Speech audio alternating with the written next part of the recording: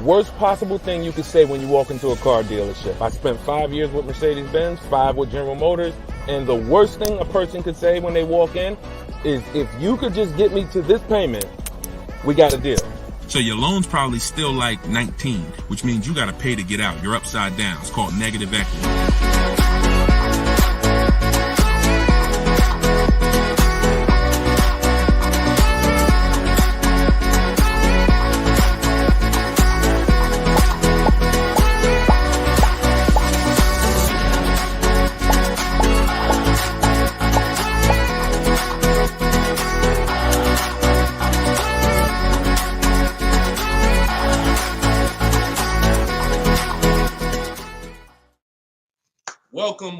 Welcome to episode 4 of Car Shopping Questions and Answers. We are live on 4 platforms: Instagram, YouTube, TikTok, and Facebook.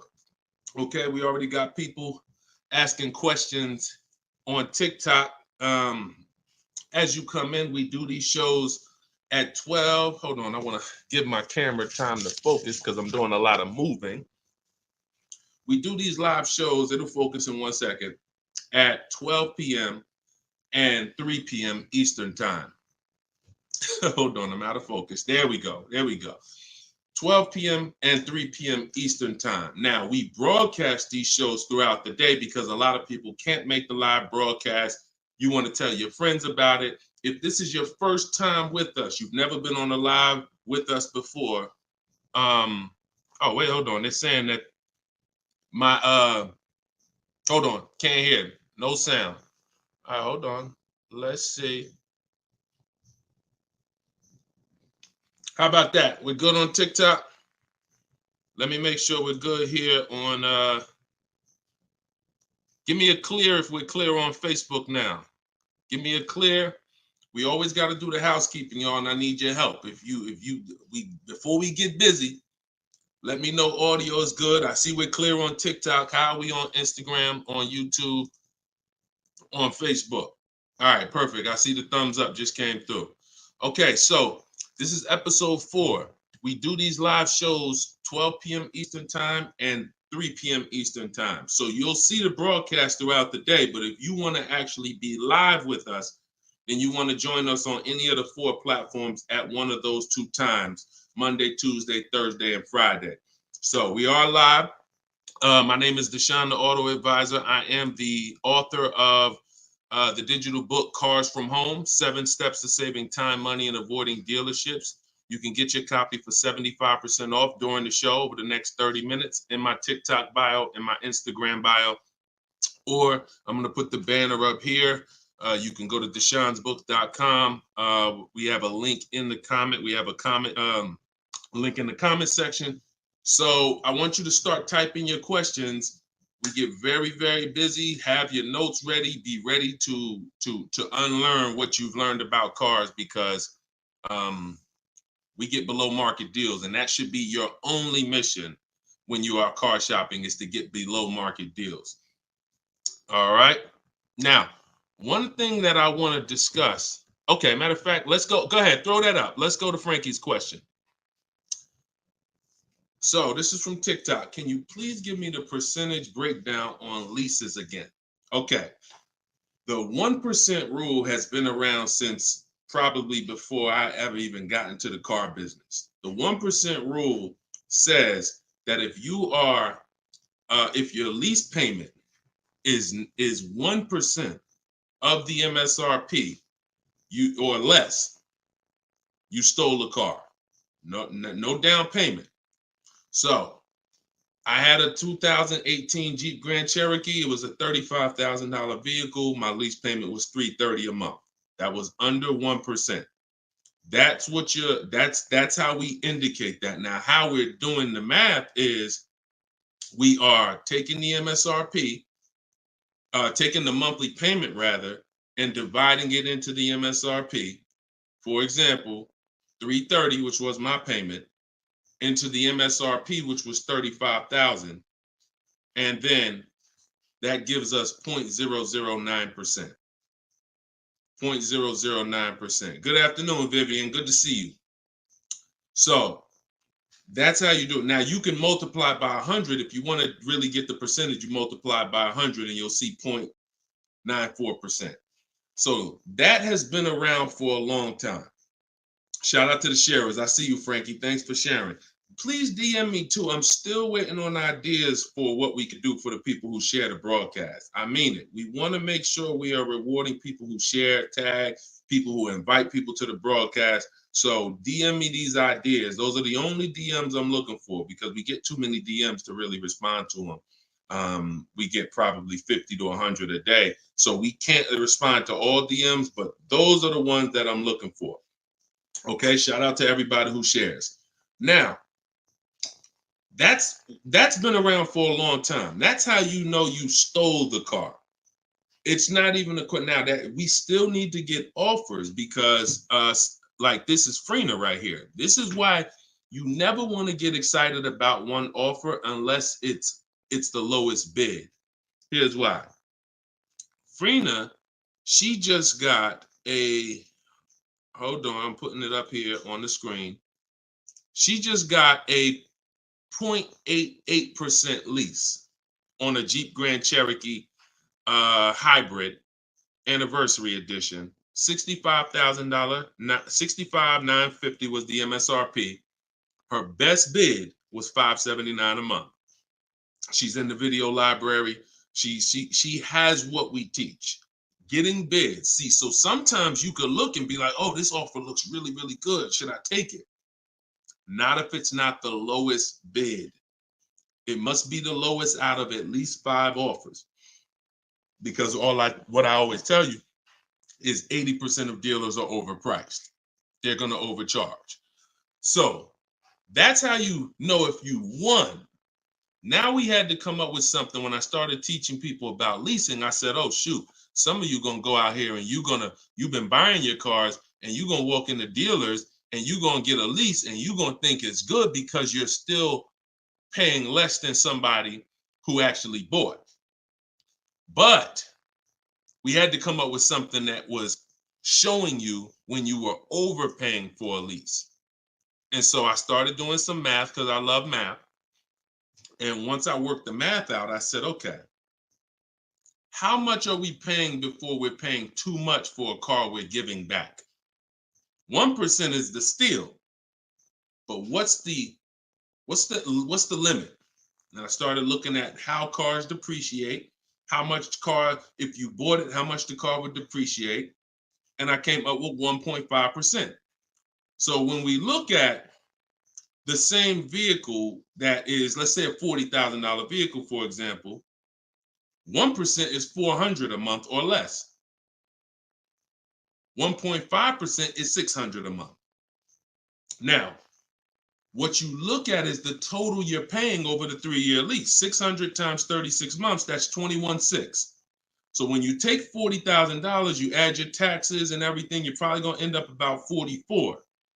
21 is about the threshold where you're still paying less than if you had bought. You're still losing less value, but and you're tying up less money. But at the same time, that's the limit. Above 1.5%, there's no value in this lease anymore.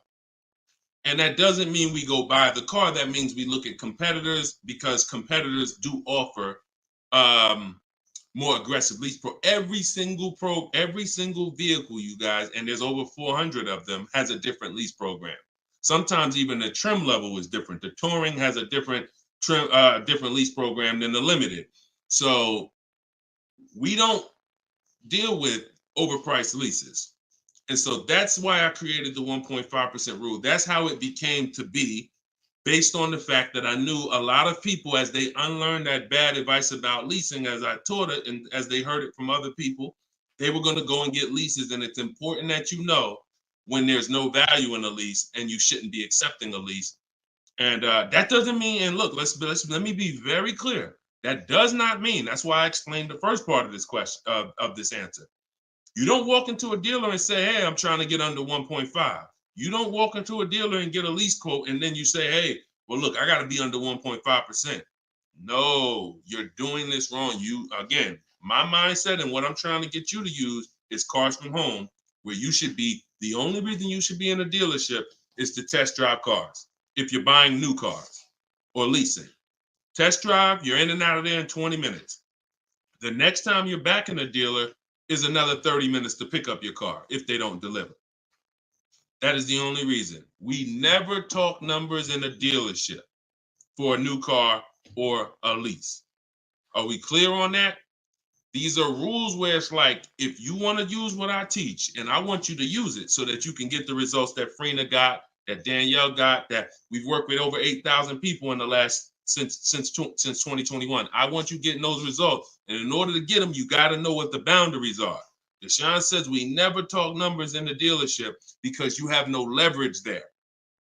Your leverage is at home, in control, communicating with multiple dealers, and where you can't get emotional. Okay? Clear? So that's the 1% rule, and that's the 1.5% rule, Frankie. Great question. Okay, shoot the next one in, Dolan. Great question. All right, this is Tony on Facebook. And remember, look, y'all, we are live right now. So some of you have seen the rebroadcast, and you're like, Deshone, okay, this is 3 p.m., 12 p.m., we're live. Okay, so this is the time to ask your questions. You're not watching the rebroadcast, and this is also the time to tag a friend and make sure they're here so they can get their questions answered. Shout out to the sharers. And could y'all keep tapping the screen on TikTok and running those likes up? This gets TikTok's attention and gets more people over here because we got to do this together. All right, Tony from Facebook says, hi, my lease is up in a month. I wrote to get 3 quotes from dealers. I only got 1. That's normal. The other 2 are taking their time. That's normal. I have a third-party restriction. Should I wait for the other 2 quotes or just run with the 1 quote? I never run with a 1 quote, and I get 5 quotes. So you're mentioning 3. I never mentioned 3. 80%, again, a lot of what we're talking about, y'all, is math. I'm unfortunate where I have the data. I got probably 5,000-6,000 people who have my book.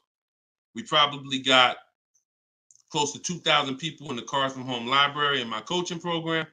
That's a lot of data to prove that it's 80% that are overpriced. That's 4 out of 5. So the reason why we must get 5 quotes is because 4 are overpriced. So 3, not enough. Now, if you're doing this manually, this is still easier than you walking into a dealer doing it by phone. But at the same time, I do online. I go to their website. We are connecting with dealers through their website. You don't want to do this with third-party websites that say, hey, we could connect you with multiple dealers. You don't want that because now they're trying to sell your information to the dealers, and this is not what you want to do. You want to create a Gmail account specifically for shopping. We go to 25 dealers' websites. In my book, I link you to all the dealers so that you can just put in the zip code, and then it'll pull up all the dealers around you for every brand. But you can do this yourself. You can go there and you can actually you go to each dealer's websites. We do a copy and paste message. I have a template that I use that the people who follow my stuff use. And the template you need to tell them exactly what you want and what you're open to. Colors wise, this is why we build our car. We always build our car, go to the website, build the car, because we tell them exactly what we want and what we're open to. This takes us 20 minutes to contact 25 dealers online, copy and paste. We're telling them what we're looking for. Hey, these are the colors I'm open to, blue, black, or silver. These are the trim levels I'm open to, limited or touring. We're telling them this is these are the package, these are my must-haves. I need the big sunroof. All of that has to go in to it's not that you're not car shopping online. You're just now you're car shopping against people who their job is to make money. And so if you don't have what I'm telling you I've responded to hundreds of internet requests when I work for the dealers. If you're here for the first time, type a 1. If this is your first time ever being on a broadcast with us, type a 1. I want you to know a little something about me. I was inside car dealers for 14 years, responding to these quotes. So The reason why I'm giving you the exact strategies is because I know there's so many things that you're not trained to give the dealership that they need. They can't give you a quote without it. They can't shop correctly, without it. Okay, shout out to the first time people. Could everybody type welcome to the first time people? If you've been on here before, type welcome to the first time people. Now, once you give them that information, you're copy and pasting that. Copy, paste, copy, paste, copy, paste. You're doing that with 25 dealers. And then that creates the conversation to see where the dealers are actually coming, where the deals are coming from. But you need to see who has a car first. You need to see who has a car first. So, oh, you're talking about selling the lease. Okay, you're earlier in the process. Understood, Tony. Okay, perfect. No, just talk to another used car manager. And you want to have conversations because one, your car is worth different things to different people. You need at least 3 for that. You're on point. Yes, 3 quotes for your lease buyout. For your old car from 3 different used car managers. And if the 2 are not getting back to you, then just move on to other ones. But be aware, you should be using those values you got online from the online buyers to see if you have equity, because not everyone has equity. The whole purpose of the equity assessment is to make sure you're not leaving any money on the table. That's the purpose. But there's no guarantee. Many people have turned their leases in not knowing that they should have done an equity assessment, and then the dealership sitting on $2,000, $3,000, $4,000, $5,000, $6,000 that they didn't know about. That's what we want to prevent. So if you do those offers and you see you have $3,000, $4,000 in equity, now that's when you bring it here. If you do those offers and you're at a break even or $1,000, then that's not always worth it, because those used car managers are not going to match the highest offer. So be aware of that. But if you have equity there, then 3 used car managers, that's how you make a move. Okay? Fight for your money. This is your money. If you end up making $1,500 out the deal even, and it took you 2 hours, where do you make $750 an hour at? $750 an hour. So this is your money. And if you don't fight for your money, someone else will definitely cash the check. All right? Tyler said, send the next one in. Tyler said, F&I director here in Houston of 2 large stores. Your content is great. I appreciate you, Tyler. This is the 20% right here. See, the 20% can always admit when we're doing something to help the market. The 80% will come on here and be like, oh man, this guy couldn't make it in the car business. Now he's teaching. All right, go ahead. Shoot the next one up, Dolan. This one's from Facebook. What's up, John? Instagram, y'all not typing enough questions. And Instagram, just so you know, the easiest platform to share on is Instagram, because you hit that little arrow, it looks like a paper plane, and it'll let you go down your Instagram friend list and send this broadcast out to probably 10, 15, 20 people.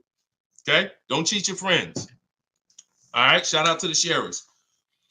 John from Facebook says, is it hard to purchase with a charge-off on credit 3 years old? So everyone who has credit issues should be following Shonda Martin. She's on all the platforms, Road to 750 plus. And you should be working on getting your credit to the point where you can qualify for the best programs. And you don't need an 800 credit score to qualify for the best programs. You usually need close to 680, 690 will usually qualify you for most tier 1 leases. Now there are some cars that have super tier where you tier A1 plus, but that's not most leases. That's not your standard everyday cars that most of us are leasing or buying.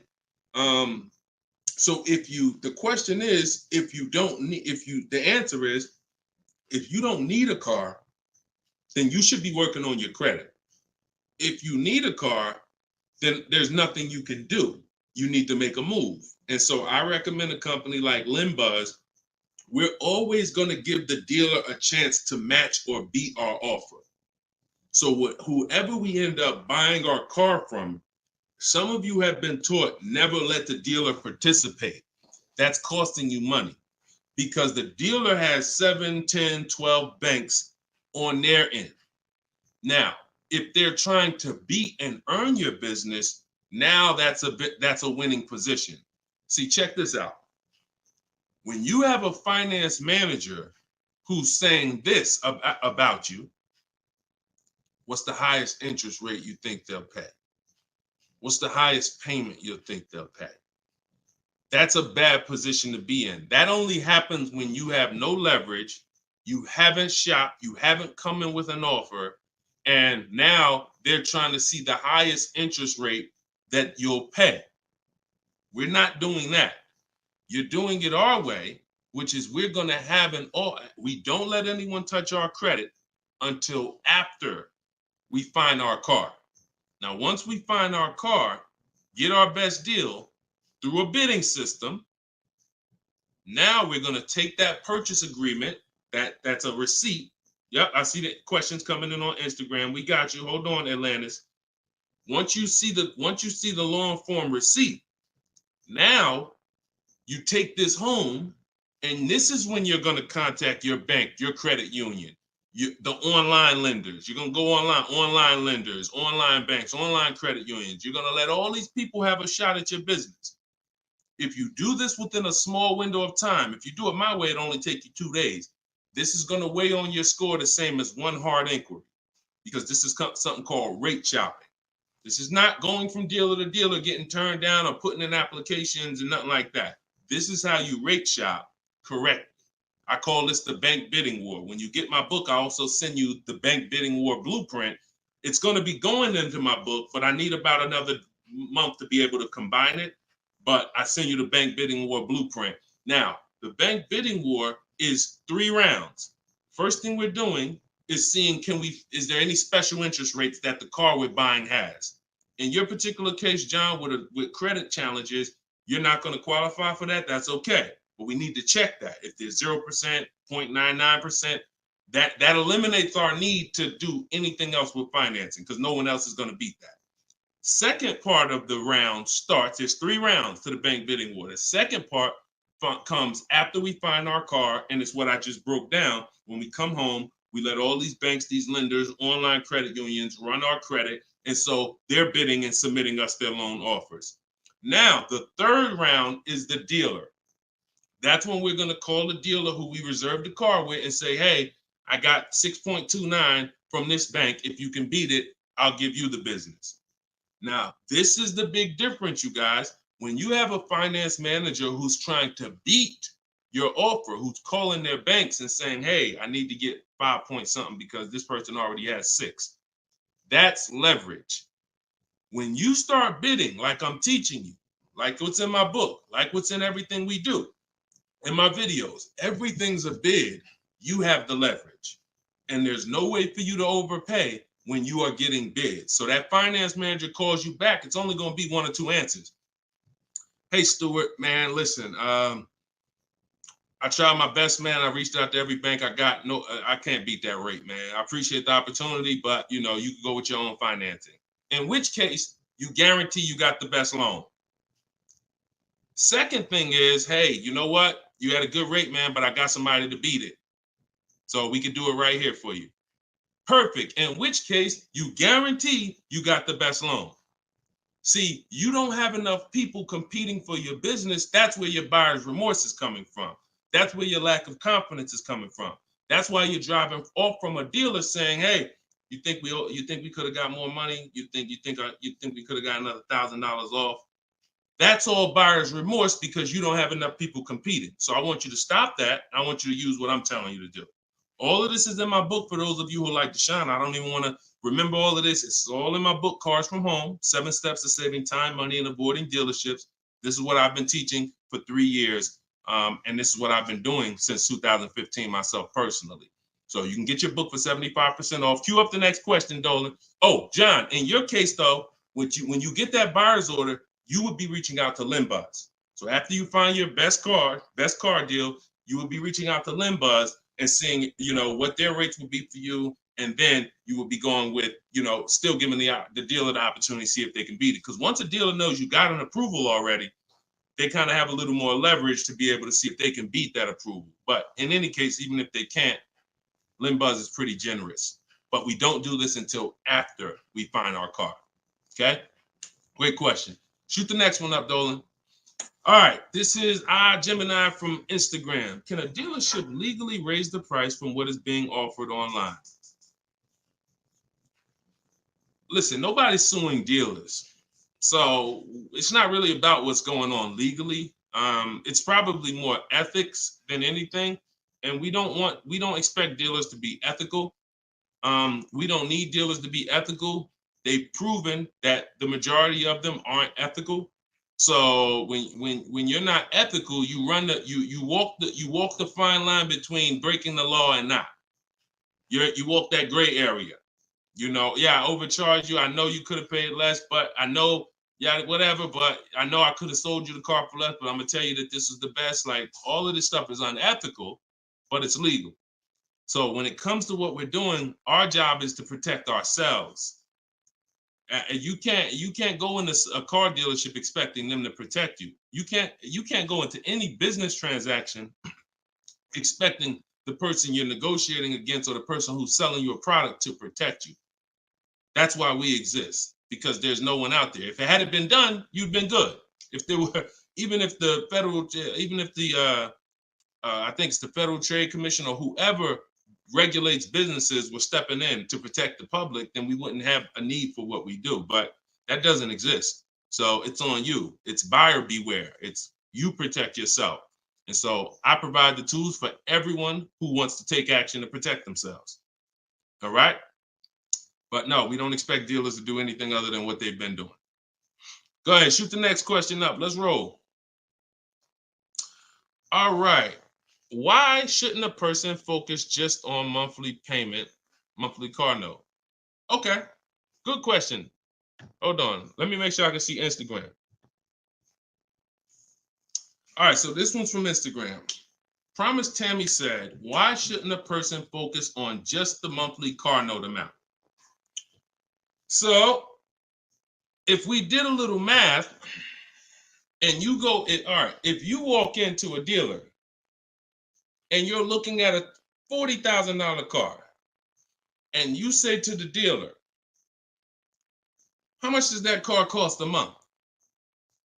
And they're smart, if they're trained, they're gonna say, well, it's not really about the car payment right now. Do you like the car? And once you say, yeah, I like the car, let's get down to numbers, they're going to ask you, they're going to try to figure out what you could afford. Like, what's the most you could afford? Or I can't afford any more than $450 a month. Now, some of you know every $1,000, every $5,000 on the purchase price of a car is how much per month. Some of you know. I know we got a lot of new people on here, but for those of you who've been tapped in with us, how much is every $5,000 on a car loan? So, and the reason why I give you guys this parameter is so when you look at that $40,000 car, thank you, Frankie, got it. You should automatically know every $5,000 is about $100 a month. Yep, you got it, Michael. All right, I see you. We got people tapping on every platform. Good job, Carmelo. So the reason why, see, those of you who focus on just the car payment, you are some of the people who the 80% of dealers are going to manipulate the most and make the most money on. Because when you come in, if you don't realize that that $40,000 car is in no way close to $450 a month, now you have someone who's going to try to manipulate the loan to make that car $450 a month somehow. Now, it's usually going to end with you having a super long loan. So I've had people come to me years ago, friends that would say, Deshone, what you think about this deal? I say, man, let me look at the paperwork. And I see, man, you know the loan is 96 months? Nah, man, I didn't even know that. Yeah, the loan is 96 months. What is that, 8 years? 84 months is 7 years, 96 months is 8 years. So you're out the door at an 8-year loan. Now, I'm not going to assume you know why that's bad.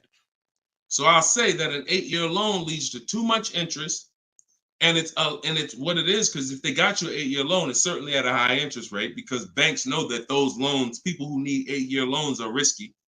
People who need 8-year loan, they got to protect themselves because typically the car may have problems in the long run. When you go down, see the whole point with a shorter loan, 5-6 years. Some people want to be conservative. You take 4 years, but you want that car paid off by the time maintenance comes, by the time repairs start being needed, because cars need repairs every now and then.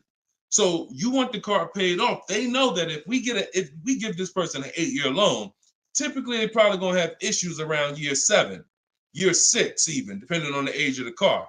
So the length of loan, I teach something called the rule of 72 and the 10th birthday. I will not in any way co-sign anyone getting a loan longer than 72 months, which is 6 years, because we don't have, see, what's the longest loan, a mortgage that any of you would take? Let's keep a real fast dialogue going. All of this is to really answer the question that Tammy's asking, which a lot of other people have. So we need to indicate why this makes a difference. The longest mortgage most of you are going to take is 30 years. Mortgage. There are 40-year mortgages available. There's 50-year mortgages available. No one on here said, yo, I do a 50-year mortgage. Why? Because we already know inherently anything longer than 30, that means we can't afford this house. That means we're looking at the wrong house. So we had to make sure we created boundaries so that you understand, okay, if I got to take a loan longer than 6 years on a car, that's telling me I can't afford the car. So once I get my best price, I should already be able to afford that car with a 6-year loan or less. And I combine that with the 10th birthday. So when you look at your car, you should have your car paid off by the 10th birthday. You're taking a lot of risk if you got a loan on the car past its 10th birthday. A lot of the times I was in a dealership, people came in with problems, big repairs, and they still had car payments. Car's 10 years old, 11 years old, and they still got car payments. You could run the risk of being in trouble because that car could be in the shop. Some of you have experienced this. Car's in the shop and you still got a monthly payment due every month. Now, this is disaster, and that's what we're trying to prevent. That's why we don't focus on the monthly payment. When we're purchasing a car, we are only focused on the price of the car. We need to, before we even think about monthly payment, how about this? We need to make sure we're getting the car for the lowest price possible. Because some people go in and like, hey, the car's 40 grand. Well, what if another dealer will sell it to me for 35? Once I get the lowest price, then I'm concerned with what my monthly payment is going to be. So there's steps to this. But yeah, don't focus on monthly payment and just stay committed to what we're teaching, and you'll learn and you'll see why, even more information of why that's bad. But we want you to understand the numbers. Okay? Typically, you focus on monthly payments, you don't quite understand the numbers, but you will. All right, this one's from TikTok. Can you give us some tips about co-signing? Ooh, I have a very, very, very strict rule when it comes to co-signing. Now, some people, you're not going to like this. Some people will tell you this is bad advice. It's just my opinion. I've seen tons of horror stories. I've seen people walk into the dealership. I've seen young people who will co-sign, who will use up people's credit, co-signing, and just burn them, because no one cares about, if you don't care about your own credit, you certainly don't care about someone else's in a lot of cases. So, but I do have some rules, because sometimes it's gonna make sense. When you can pay, if a person does not pay, then you're good. Example, my daughter, we're gonna get her a car. I'll co-sign only if I can pay the note if she doesn't pay. So let's say she's working, she's paying X amount per month, I'm co-signing, but if for example, she loses her job, anything happens, I can pay if she doesn't pay. That could be for the spouse. If they don't pay, I will pay it. As long as that's the rule, then you're protecting yourself, because where you get in trouble at is if you can't pay, if they don't pay. He told me he was going to pay it. He's missed 2 payments. Your credit doesn't get, no, they don't care. So you got to be willing to say that. This has to be a person that I'm willing to pay if they don't pay. That means I got to have that type of relationship with them.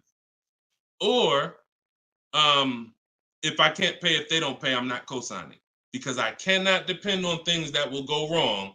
Life will happen. And then I'm sitting out here and my credit was 700, 750, 800. Now it's 620 because they missed 3 payments and I'm struggling to get this car back from them. Okay? Those are my hard rules on co-signing. I don't deviate from them. And those are typically rules that if you follow them, you're going to be safe. Okay? All right. Shoot the next question up, Dolan. Diana said, my brother asked me to co-sign. I told him, hell no. Listen, that's it. Listen, people will ask you to co-sign quick as, listen, people will ask you to co-sign like they just asking to borrow sugar. Hey man, can you co-sign this loan for me? No, listen.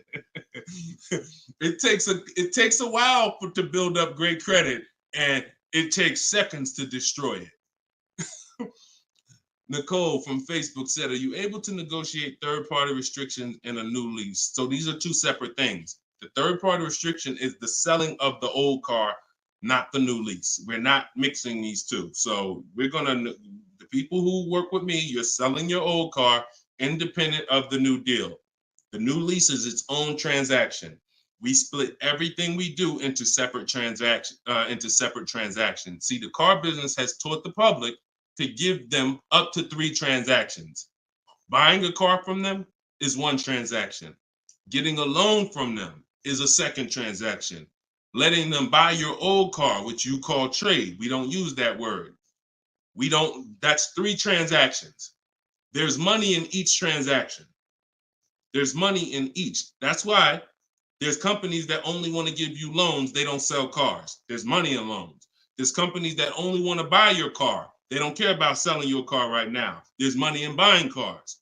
So you need to separate these transactions if you want to maximize each. There's no way for you to save the most money without maximizing and looking at each part of your deal as its own separate transaction. So if I have a third-party restriction, I'm doing the equity assessment. A third-party restriction is, some of you have leases. We always need to see if there's any equity in our lease before we return it to the dealership. If you have returned your car to a dealership without doing the equity assessment, you don't know how much money you've left on the table. Because if there's $2,000 or $3,000 of equity in your car, the dealer's keeping that, and that's their money. So, or the bank's keeping it when they sell it, that's their money. It's probably the dealer will find a way to buy it, and it's their money. So when we look at an equity assessment, we're going to do it at all times. Now, there's no guarantee we have equity, but we want to guarantee we're not leaving equity on the table. And so a third-party restriction doesn't mean you can't sell a lease. Who didn't know you could sell a lease? Type a question mark. If that's new to you, this is your first time hearing this, you've been leasing, and you're like, Deshone, I never heard about selling leases. I had no idea this was a thing. Type a question mark if this is your first time hearing that you could sell a lease. Okay. Fish Guy Rodney. Okay. See, so more information is coming out. Okay. Fairy Godmother. Okay. Emil. Okay, I'm sorry. I just tore your name up. Sorry. So as you change Shamir on Instagram. So when we look at this, we got to see that the things that we don't know cost us money. So now it's like, once they saw people, because we helped out probably thousands of people in the pandemic sell their leases, used car values, resale values were crazy. So we had people making $5,000, $10,000, $12,000 selling their leases. I sold my Jeep Grand Cherokee lease. I made $8,900 after I drove it for 42 months because I extended the lease and then I sold it. My mother, she drove her car. She made $10,200. Now those numbers don't exist anymore because values have come back down. But there's still people who are going to make 3, going to make 2, going to make 4, depending on your car. Now, every car doesn't have equity. But when it comes to the third-party restriction, they don't say you can't sell. They limit who you can sell to. You must sell to a local used car dealer. To a local dealer of the same brand. So if you have an Audi, you must sell to an Audi dealer. We are still going to get bids. We're going to get at least 3 bids from used car managers at Audi dealers because your car is not worth the same thing to every dealership. Your car may be worth 19 to this dealer, 19.8 to this dealer, 21 to this dealer, which is why we must get bids. Y'all gonna hear me say that word. Your favorite word, if you stick around and you use what I'm teaching, when you start mastering my strategies, your favorite words are gonna be bids, multiple offers, because that's how we save all the money. So okay, so that has to be handled, Nicole, separately. The selling of your car, the who I'm gonna sell that car to, you find that person first. Then you go shop for your replacement car. And then once you go sign that deal, you sell the car, you do it the same day, and you maximize both transactions. Okay? And all of this, guys, shouldn't take you any more than 90 minutes. This is not something that's going to take you hours. See, my whole thing is to show you how to get great deals in 60, 90 minutes from home. That's why my book is called Cars from Home. 7 Steps to Saving Time, Money, and Avoiding Dealerships. You can all get a copy for 75% off for the next 30 minutes. Just go to my TikTok bio. You won't leave the broadcast. Grab your copy before that timer hits 0. The price goes back up to $97. Or you can go to my Instagram bio, or click it if you're on Facebook or YouTube. Go to the comment section and you'll see a link to deshonsbook.com and grab your copy for 75% off before the timer expires. All right, go ahead, Dolan. Shoot the next question out. Should I feel bad if I get 1.3? I'd only feel bad if I got 1.3 and if it was my only offer. If it was my only offer, or if I only got 2 offers, then yes, because I'm going to tell you why. I'm going to show you something. When I look at what I see, hold on. Okay, hold on. We saw Freener. Some of you saw Freener. That's 0.88. That's just ridiculous. 0.88. But look, Charles, he gets a Palisade. He's paying $48,000 vehicle. His best offer was $597 a month, 1.23. Now, look at and sometimes people who are getting phenomenal, who are looking at cars that are super, super popular, they'll go a little further, and he reached out to 35 dealers. Now, I want you to pay attention. Some of you, the average person, only shops 2 dealers. My strategy is I teach 25 to 5. But once you see my copy and paste system, which is in my book, I have a copy and paste system where we're on their website. You'll see that I could talk to another 10 dealers. It only take me 10 minutes to open up contact with another 10 dealers. We always use a separate email. Do not contact dealers from your personal email. I'm warning y'all. It's not going to work. You're trying to go through your work email, and then you got your personal stuff, and then you're seeing the car dealers. Don't do it. Create a separate Google email, and that's how we do it. So he said, I reached out to 3,500 dealers, got 10 quotes back. So that $597 a month, 1.23 is the best out of 10. So so I always tell you, when you do it right, you're going to see offers that are $150 to $200 a month more. That's when you know you've exposed the 80%, and that's when you know you shop the right way. If you don't see that type of spread minimum, you haven't shopped enough offers. So that's the only time I would feel bad, GKA, is if I didn't get at least 5 quotes, because I don't know if 1.3 was the best. I'm gonna tell you a funny story too, because Freena's in our coaching program, and Freena reached out and she said she was looking at a Jeep Grand Cherokee. Get ready for the next question, but I'm gonna tell y'all, I want to hammer this home so y'all understand the importance of multiple offers and you don't get lazy, because the things I'm telling you might take another 30 minutes, 40 minutes, and they save your family $3,000. You can't put a price on. Well, you can put a price on that. So Freena was shopping for a Jeep Grand Cherokee Limited. She comes to the group and she said, Deshone, this was the best offer on a Jeep Grand Cherokee Limited. It was like 1.2 and change. But she said, the guy that made me this offer said he has this 4XE. It's a hybrid. And he said he could actually do better on that one. She said, what do you think he told me what it would be. It would drop the price here. I said, if you're open to that, then you need to run your quotes again and get 5 more offers on that vehicle, because it may have a better lease program, in which case you need to open it up again. She opened it up again. That's how she got her 0.88% lease. So if she would have just said, well, this guy is getting me 1.1, I'm gonna just take that, then she never would have found a 0.88. multiple offers. That's probably $100 a month difference than what the last offer, $100 a month times 36 months on this lease. You're talking about $3,600. And she did it in minutes. Once y'all learn how to do this, it's minutes. This is not hours. I'm not spending more than 60 minutes on shopping for a car. Now, that doesn't mean I'm not spending time to decide what I want. But once I decide what I want, once you know what you want, 60 to 90 minutes to get the best deal. That's it. All right, shoot the next one up, Dolan. Keep the questions coming, y'all. We are live every day at 3 p.m. Eastern time. Well, not every day. Monday, Tuesday, Wednesday, Thursday, and Friday. Monday, Tuesday, Thursday, and Friday at noon and 3 p.m. So this is our live show. Okay. Throughout the day, though, you may see a broadcast and you'll know, okay, you'll still be able to get value because most of the people who are asking the questions on here are asking the same questions you would have asked. So go ahead, Dolan, shoot it out. This is Raymond from YouTube. How do you structure a lease? So the first thing you want to do is look at the car you're thinking about leasing. And we like to use a 1.25% formula estimate to see if we should be even looking at that car. Okay.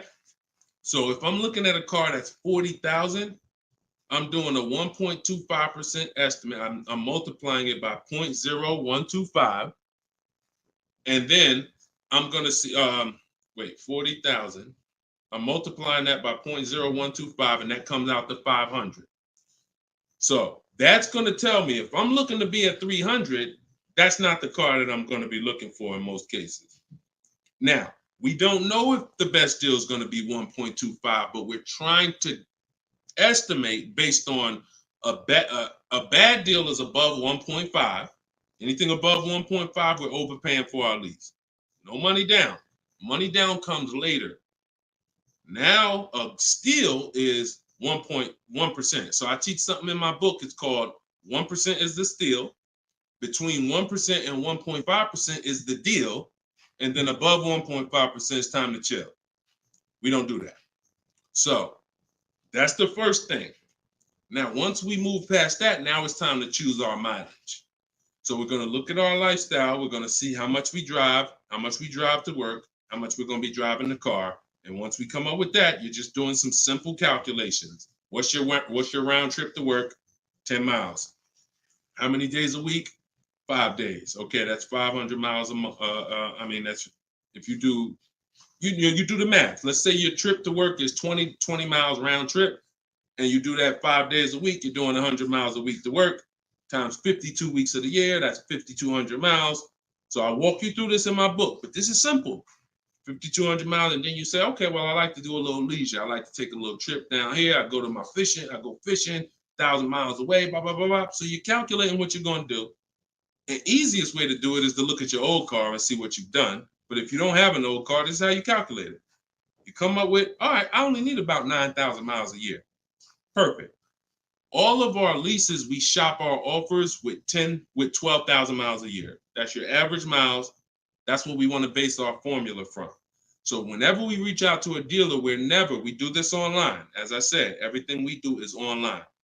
Once we do this, we're shopping multiple dealers and we're telling them, work us up a lease quote. First month's payment, total out of pocket. If you were on the last show earlier, we talked about we don't say down payment anymore. We say total out of pocket, TOP. Everybody who's clear on TOP, if you were on the last broadcast, type TOP. If you weren't, TOP is total out of pocket. That means only thing I'm giving you for this offer right now is my first lease payment, and I'm driving off. Total out of pocket. We're not saying down payments anymore. Okay? So now, we're structuring our lease with first month's total out of pocket, 12,000 miles per year, and that's how we're sending the offers out to the dealers. All online, all copy and paste. These are all templates I have, but I have templates where you just fill in what you want, blah, blah, blah, all in my book. There are links, there's templates, but if you're going to do it your way, that's fine, but this is how you do it. And you can sit in your computer and just copy and paste. And now you're looking to get 5 quotes. That is the mission. 5 quotes, and that's it. That's how we structure our leases. Once you're done and you get your best quote, Now that's when you adjust your mileage. So once you identify the best dealer, the winning bid, now you're going to say to that dealer, hey, can you adjust the offer to 10,000 miles a year? Can you adjust it to 18,000 per year? Can you adjust it to 25,000 per year if you're a high mileage driver? And you adjust it from there. But that's it. You do this over and over, rinse and repeat. Rinse and repeat. All right. Great question. Shoot the next one in, Dolan. All right. Shout out to the sharers. Thank you, Liba. I see you. Thank you so much. This one's from Preston on YouTube. What is the best way to finance a car out of state? It's no difference. It's really no difference. We're going to find the car. We're going to get the buyer's order. We're going to have them. Now, the thing about a used car, if it's a used car, we got to test drive the car. So what you may want to do is if you're picking up a car out of state, you may want to go there, lock up the car, grab a cheap hotel for the night, stay there, because you don't want to eliminate the bidding process. The bidding process is your bank, your credit union, online banks bidding, and then dealers bidding. The dealer who you get the car from, they're bidding against that. Some of you don't really understand how much money is in finance.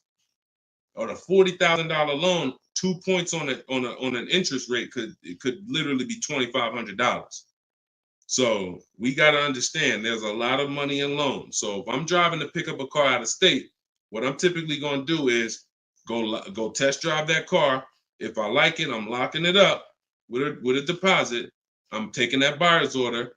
I'm gonna go back, depending on how far it is. If it's 3 hours away, I'm probably not gonna drive home and then come back. Depends on you. I'll probably just post up in a hotel. Go do my financing online. Let all these banks and credit unions run my credit so I can get their offers, and then I would call the dealership the next day and say, hey, this was my best offer. If you could beat it, I'll just come get it from you, and that's it. I'll spend $50, $60, $100 on a hotel to save $3,000, $2,000 on interest on my interest rate. But everything else is the same. So we can't be scared to go out of state. If many of you who are using what I'm teaching, you're going to see. Look at Eddie. Who was Eddie who drove? Hold on. Short conversation. John, hold on. Market. Trying to think. I'll see many of who I'm going to share with you. You'll see they'll say when they're picking up their car, I'm driving 45 minutes. I'm driving an hour and a half away. Look at Sean. Perfect example. Sean, he's also in our coach. Now, I don't want you to think, I got to be in Deshaun's coaching program. There's just some people who are. The information's in the book. We got the video library. For those of you who are like, okay, I like videos to go along with the book, that's fine. I link you to some videos in the book, but then there's some people who coach with me and I can talk personally to them. So Sean comes on here and he comes into the group. He said, he sends this. Look at the amount. He said, I'm looking at some advice on this F-150 Lightning XLT. It's a $73,000 truck. The dealer discounted it $4,900 and then revealed that there was a $15,500 rebate. His total savings is over $20,000 off this truck. So I'm like, all right. Now me, being who I am, I don't know if that's the best. 2015, I sold 2 Maybachs. They had $20,000 rebates on it. So we don't know if this is the best. I haven't seen, this is what I said to him. I haven't seen the other offers yet, but I'm assuming you got at least 5. You're saving over $20,000 on this with this discount and rebate, but the only way to know is to compare to the other offers.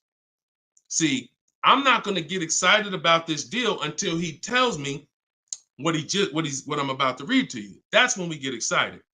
He said, guess I could have put a little more info on here. Yes, I got about 15 quotes. You see the difference? This is what I want you to get. BK Dollar, this is what I want you to get. Liba, this is what I want you to get. Everybody watching, the money is in multiple offers. The reason why you're not saving, you're just not getting enough offers. So he says, I ended up expanding my search to 150 miles outside my area to find this deal. He said, I couldn't find, watch this, I couldn't find anything under MSRP in that first search. So think about how I'm telling you, the local dealers know when they see your zip code, they know, okay, some of them, all right, we don't have to do too aggressive. But those dealers that are an hour and a half away, when they see your inquiry, they're like, oh, listen, this is a person we never would have saw before. What is it going to hurt us to blow this truck out? And we take a deal from one of our competitors' markets. We love to see our license plate frame over in their market. That's how we win. So he ends up saving over $20,000, and he doesn't mind driving 150 miles to go get that truck. Why? Because every mile he drives is dollars he's picking up. We clear on that? We clear? If you're clear on the importance of multiple offers, type clear. All right, shoot the next one up, Dolan.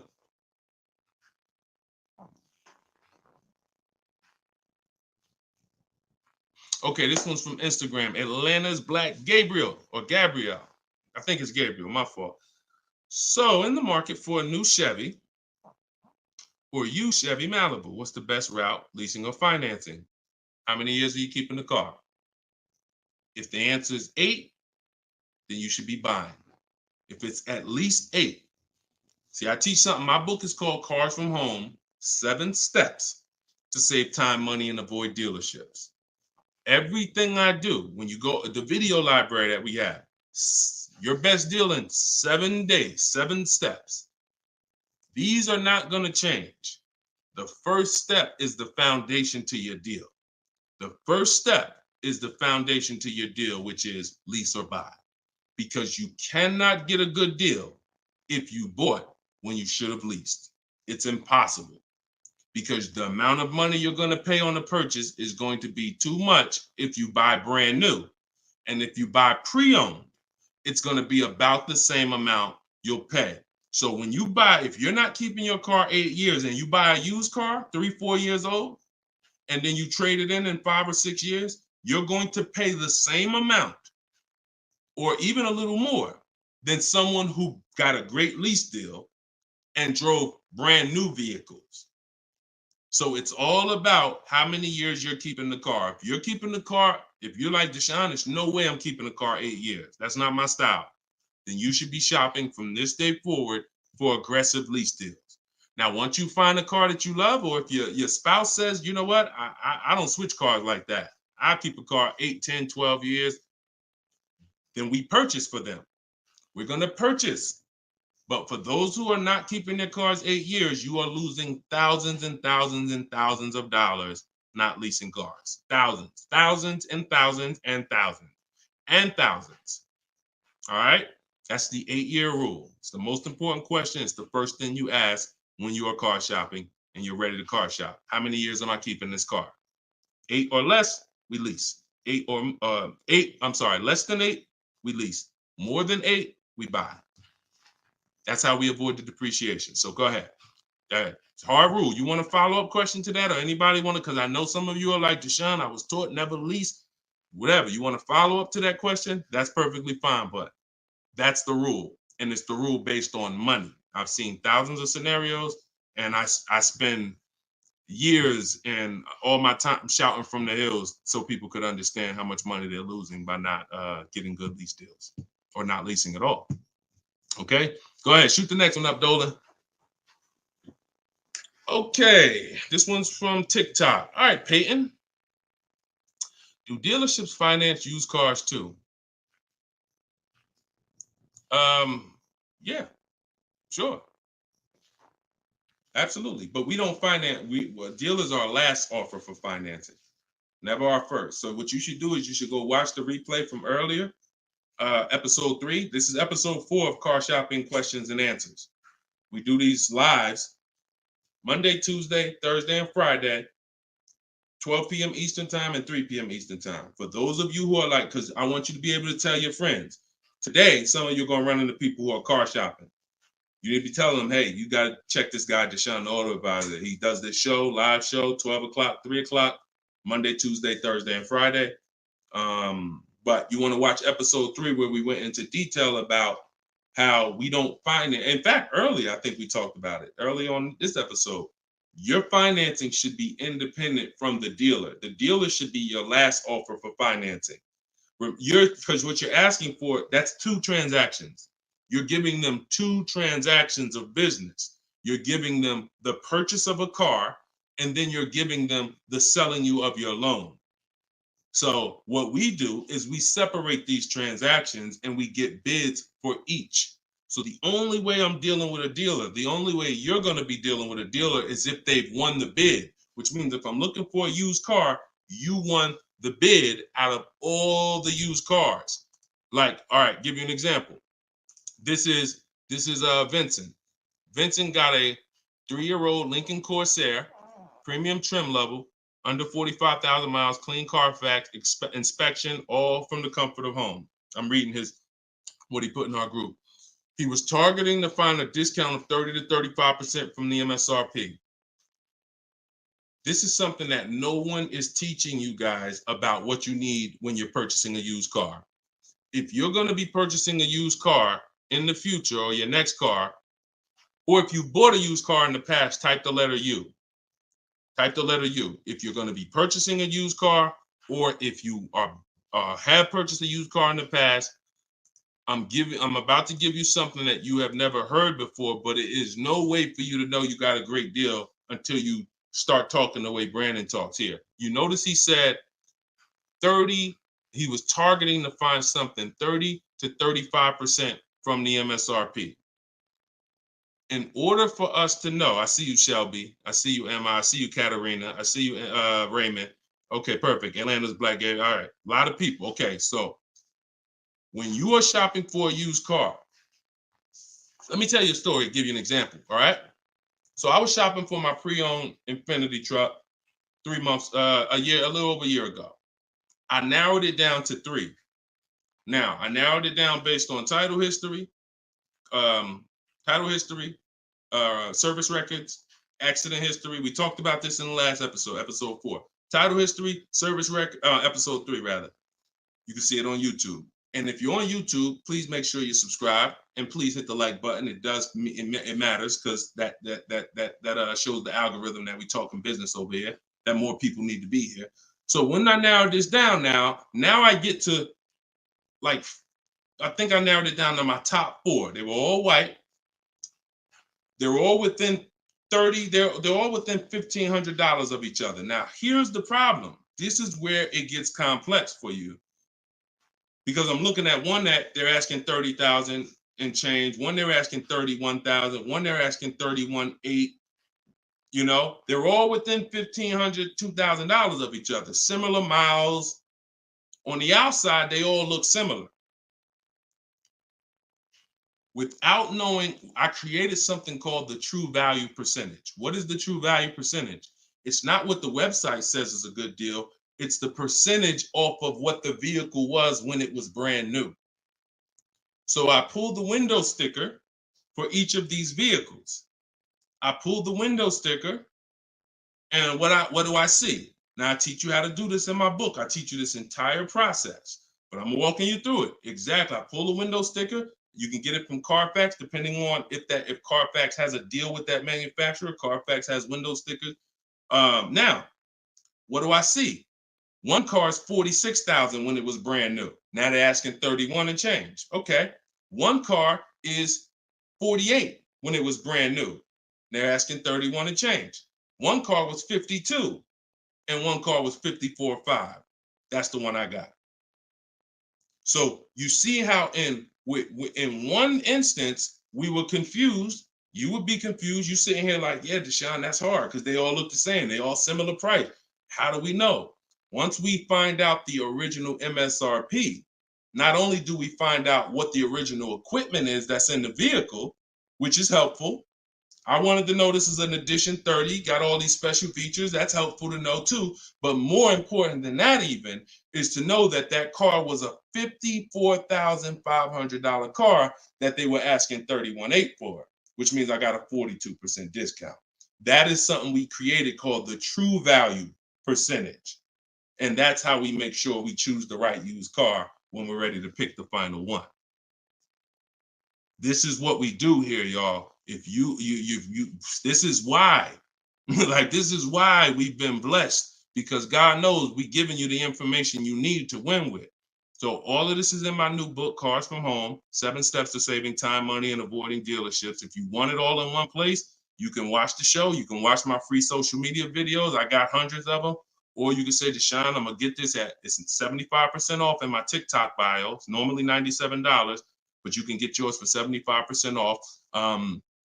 And you can get it in my Instagram bio, or if you're on Facebook or YouTube, click the comment section and click that button that says Deshone's book and get you 75% off for 30 minutes. After 30 minutes, price goes back to $97. So, all right, but that's the true value percentage. And that these are the things that we never buy a used car ever without looking at the true value percentage. So when you saw what he said when he bought that Lincoln, as he was targeting to get something 30 to 35% off MSRP, and he ended up getting one for 43%. So that's what you need to know. Go ahead, shoot the next one up, Dolan. Great questions today. All right, Raymond on YouTube. Does it make sense to buy an existing lease? So when you're buying a lease, all you're doing is buying a used car. That's how you got to look at it. It's a used car. It's just, it may be your car. If you're buying your lease out, it's a very different. See, what I see most times is people want to buy their lease because they don't know how to shop. Because there's deals out here. We've been making deals since the pandemic. I started our video library. We started that in 2021, November. Middle of the pandemic, when people were paying ridiculous prices over with the 80%, they were cashing the biggest check they've ever cashed in their lives. Like in their lives, they were like, and we were getting deals all since then. Felicia came in. She was our first person in our program who got a BMW. She saved $1,950 January 2022. And so we when you get bids, you reveal. That's why we don't pay attention to nothing out there. I don't care what anyone says, what any dealer says does not matter to me. That does not matter, because I know that if we got deals all through the pandemic, oh, forget it. That's why this market, we're killing it even more. So, you know, if you're buying your lease because you're keeping it another 8 years, you say, man, Deshone, I used to lease, but you know what? I really want to buy something that I could keep for 8, 9, 10 years. Then sure, buy the lease. But if you're not doing that, then you're moving from a lease mindset, which is I'm driving great cars, brand new cars, always under warranty in most cases, latest and greatest features, low payments, pennies on a dollar compared to people buying. That's a whole value system. That's mindset right there. These are the people who are shopping for a lease. These are the benefits of leasing. And then you're moving and saying, all right, I'm going to buy a used car now. Very different, very different. So you got to be, you have to have had a change in mindset and goals to buy your lease and buy a used car. And it's never, what I see most times is people just don't know how to shop. When you use what I'm teaching you to shop, get 5 offers, you're going to see there's deals everywhere. Everywhere. Go ahead. Shoot the next one up, Dolan.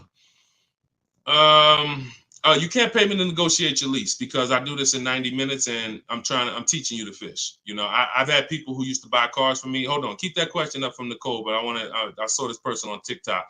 I'm not in the business I'm in the business of teaching people how to fish. So, you know, because what happens is you're building a trust in something. Like, if you're not willing to learn what it takes to do this in 90 minutes from home, like I'm teaching you, then you are the same type of person. That same mindset will lead you to go into dealers because you're just lazy and scared. Now, I'm not saying that's you. I'm warning you to not let that be you. I'm warning you you can't pay me enough. I'm not in that business. I'm in the business of helping people all around the country. It don't matter what you pay. Of course I don't think you would ever even ask me to work for free. I'm telling you though, that's not the business I'm in, because we can help thousands of people all around the country. But you're not realizing that your transaction is a 5-figure transaction. There's nothing else in this world that you're going to give that type of control. If you were going to start a business and it was going to take a $30,000 decision, $30,000 of your money, would you ever be looking and saying, oh, could you do this for me? You see, we do things with cars because we've been programmed to do them with cars. Car dealers have made you so scared that you've been programmed to do something, but you never do it with anything else. You never do it with a house. You wouldn't say, hey, could you just, I'll pay you to get my house for me. I'll pay you to, start this business for me. No, it's only cars. So when you realize that this stuff is easy, that old way of going into dealers and going back and forth, see, you're thinking of the old way. You're thinking, oh, I need somebody to tag along with me. Yeah, I got Deshone sitting over there next to me. I wouldn't be there because I'm at home. Where you see me at, this is where you see me at is exactly where I got my Infinity truck. I just told you about the deal. Where you see me at is exactly where I get my cars from. I sit right here, and all the people who got my cars from Home Book, who are in the Cars from Home video library, they're all right here. Some of them in the airport buying cars. Some of them at their desk at work making deals on cars. Nobody who's learning from me is in a dealership making deals on cars. So that's the old way. And if you think that you got to unlearn that or you can't win with me, you got to scrap that. I know it's painful. I know it sucks. I know it makes you feel like you're a loser. But that's what I'm telling you. Scrap that joint and do it my way. And when you do it my way, you're going to be like, oh, shoot, man, how the heck wasn't I shopping like this years ago? All right. So now Nicole on Facebook. Do you shop or negotiate differently for a car that is low in inventory or shortage? No. Now, the only difference is, let's say, and this is the reason why we connect with 25 dealers. See, in my book, I said we use the 25 to 5. We got to connect with 25 dealers. This takes us 20 minutes because we're using a copy and paste system. So if you're going to all of these Chevrolet websites and copy and pasting in their contact box, copy and paste, copy and paste, copy and paste. Now, what you're doing is you're shopping out of all those dealers' inventories. So if you only do this with 4 dealers, then you only see one dealer who has a car. And they're like, oh, well, we it doesn't seem like it's a lot of these cars out here. That's why we're connecting with 25. You saw Sean, he connected with 35. And so when we connect with these dealers, we're not just doing it to get bids. That's one reason. But we also know out of all these 25 dealers, probably 10 of them have a car that matches what I would want. And then I'm going to get 5 to 7 offers. So now let's just say we're at a mid period where the 2024s are sold out and the 2025 hasn't come in yet. Now what's going to happen is all of those dealers out of the 25, maybe 2 of them have a car, and they're going to tell you, you know what, you really need to order it. That's not because it's a low inventory. That's because you're usually in between model years, and the old one has sold out, and the new ones they're waiting for it to come in. But it doesn't change the way we shop. And sometimes we will order. If I'm purchasing, I'm more likely to order because I'll get bids, and then I'll take the car. But if I'm leasing, we're less likely to order because we don't know what the lease program is going to be. See, I could get a dealer that discounts the car for me $3,000. We had a person in our group, and they were getting a new BMW X4, the X4M, like the performance edition. We had a dealer, their best bid, the dealer was taking off $3,000 off MSRP. So, but the lease program is what we didn't know. And once the car came and they put the lease program on it, we saw that it was over 1.5%. So even at that discount, wow, we saved $3,000. Now, if she was purchasing it, that's a win. $3,000 off, beat everybody else. So I don't mind ordering if I'm purchasing. But on a lease, I'm less likely to order because I don't know what the lease program is going to be until the car gets here. Okay, but yeah, that the process doesn't change. It just we have little caveats based on on low inventory. Okay, process is the same. Nothing changes our 7-step process. Nothing. All right, go ahead, Dolan. Shoot the next one up. All right, great questions today. We got Jermaine, Facebook. So how do you transition out of a finance into a lease? Instagram, y'all not asking a lot of questions. All right, hold on. Get Blooming chosen one. All right, hold on. All right, Jermaine from Facebook says, how do you transition out of a finance to a lease? All right, perfect. So now what I like about this question, Jermaine, is you've already answered the most important question, which is how many years am I keeping the next car? That's step one in our 7-step system. You've already answered that because you've determined I should be leasing. Now the next step is equity assessment. Equity assessment. Call the bank. You don't have to worry about third-party restrictions or nothing because you're not leasing. I mean, you're not coming out of a lease, rather. So you're going to call your bank, get your payoff. You're going to take 20 minutes, go on CarMax, Driveway, Carvana, Kelly's Blue Book Instant Cash Offer, AutoNation Sell My Car, Car Guru Sell My Car. Get those 6 offers. That's going to tell you if you have equity, break even, or if you have negative equity. That's your next step. Don't do anything else until you do that. Okay? See, we always have to account for our current asset before we start moving forward. What happens if he has $3,000 in equity? That means he has $3,000. He could either apply towards his next deal, or he could put that money in his bank account and, maybe he leases the next car with no money out of pocket. So equity assessment always comes even before we budget, before we plan our mileage, before we do anything. Equity assessment is what we do. All right. All right, shoot that next one up. Shoot that one up from Instagram if you got it, Dolan. It might have took you a minute, but because we got it's comments from everywhere, y'all. No matter. Okay, here we go. For your calculator, why doesn't it negotiate to the lowest offer? My calculator is the best. My calculator is the best thing that exists because it takes all the offers you get. By the way, y'all, what she's talking about. And you got to be specific because I do have multiple calculators that I've created in my book, multiple softwares where you plug in stuff and it spits out so one of the calculators that I have is the counter offer calculator. So we never accept a deal until we send a counter. So what we do is we take the counters. We take all the offers we get, we plug them into my calculator.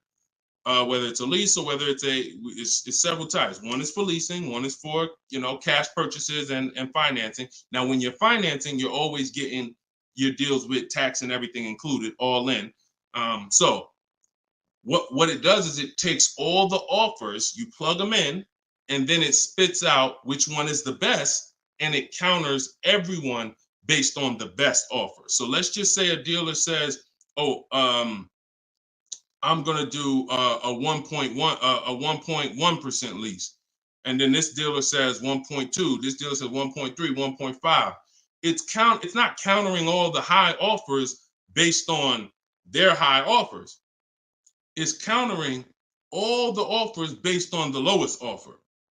Because if the 1.1% lease was presented to us, that means any of the dealer could have did it.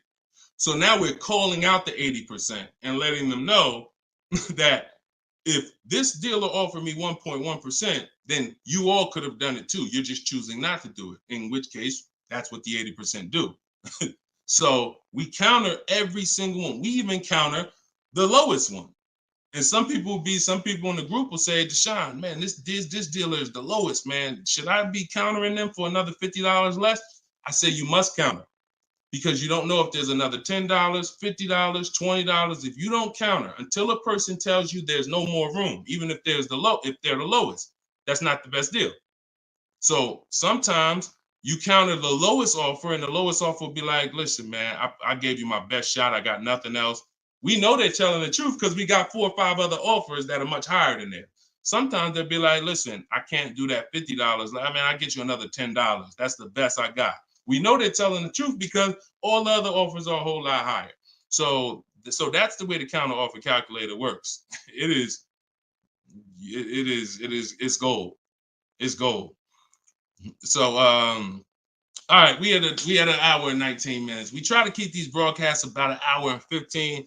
Every now and then we go a little over, but listen, y'all, we are live Monday, Tuesday, Thursday, and Friday, 12 p.m. Mark your calendars, 12 p.m. Eastern time, 3 p.m. Eastern time. I'm hoping to, in the next couple of days, have a link in my bios so that people will be able to actually go to our calendar, put a reminder, but you know it.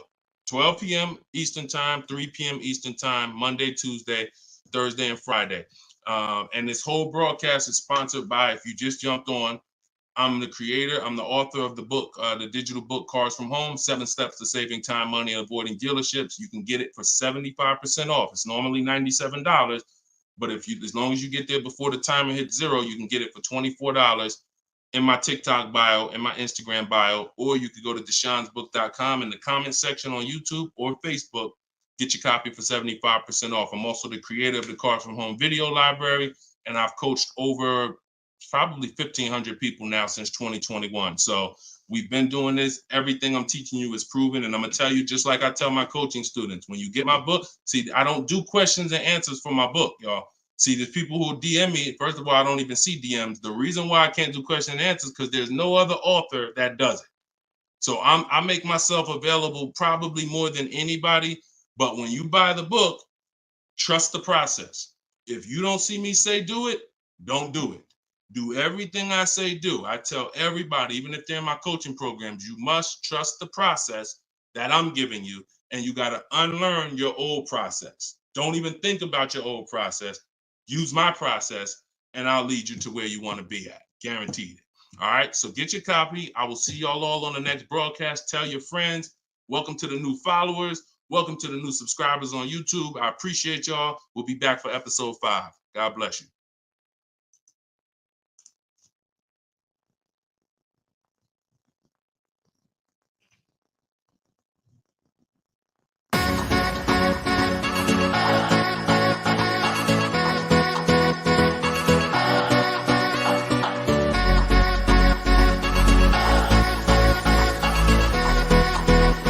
The worst possible thing you could say when you walk into a car dealership. I spent 5 years with Mercedes-Benz, 5 with General Motors, and the worst thing a person could say when they walk in is, if you could just get me to this payment, we got a deal. So your loan's probably still like 19, which means you got to pay to get out. You're upside down. It's called negative equity.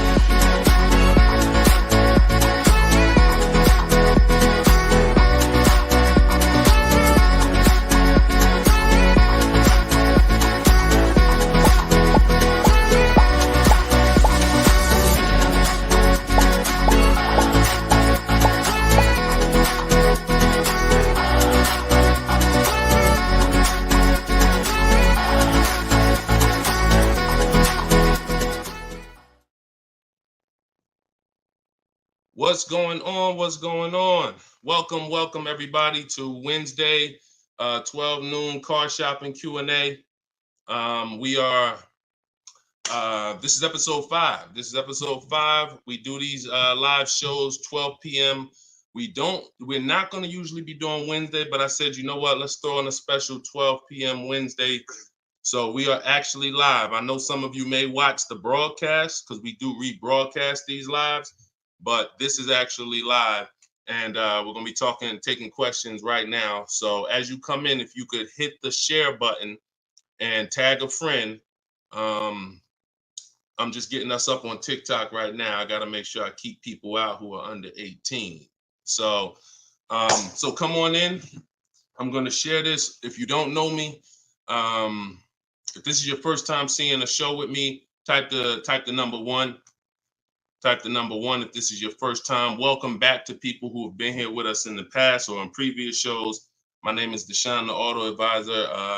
I spent 14 years in the car business, 5 years with Mercedes, 5 years with General Motors. And now what I do is I show people who want to learn how to car shop from home and how to save more money from home than they're ever going to save in a dealership. So I'm the author of the book, the digital book, Cars from Home, 7 Steps to Saving Time, Money, and Avoiding Dealerships. And I'm also the creator of the Cars from Home video library, which is a step-by-step video platform. But anyone who's on here for the next 30 minutes, you can get a copy of my new book, Cars from Home, in my TikTok bio at 75% off. It's normally $97, but for 30 minutes, you can get it in my TikTok bio for 75% off, Instagram bio for 75% off. Or you can go to deshonesbook.com in the Facebook comments or in the YouTube comments. But let's get busy. Get your copy for 75% off. Everything I'm going to be talking about on this show, once again, this is live. It's Wednesday. This is a 12 p.m. noon show. So for those of you who may have seen the broadcast, this is actually live, so we can start typing our questions in. And my man Dolan's going to pull those questions in as you guys type them. And we're pulling questions from TikTok. We're pulling questions from Instagram. Shout out to TikTok. Y'all can start typing your car shopping questions, and let's get busy. What's up, Mike? What's up, Fancy Girl? What's going on, Crows fam? I see you back. Good to see you. What's up, Manly Snacks? Good to see everybody coming in on TikTok. And as you come in on TikTok, can y'all start tapping the screen? If you're going to spend 10, 15 minutes with us, start tapping the screen, shooting those likes up.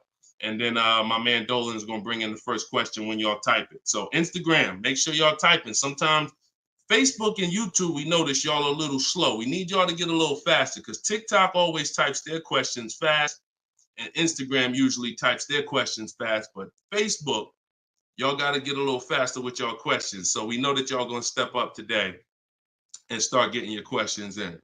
All right. I see one that came in from JC. You want to pull that one up, Dolan? On YouTube? Okay. Our best deals, are they made from the comfy confines of our home, or should we hammer it out at the dealership going toe-to-toe, jab for jab with the salesman, finance, and sales managers?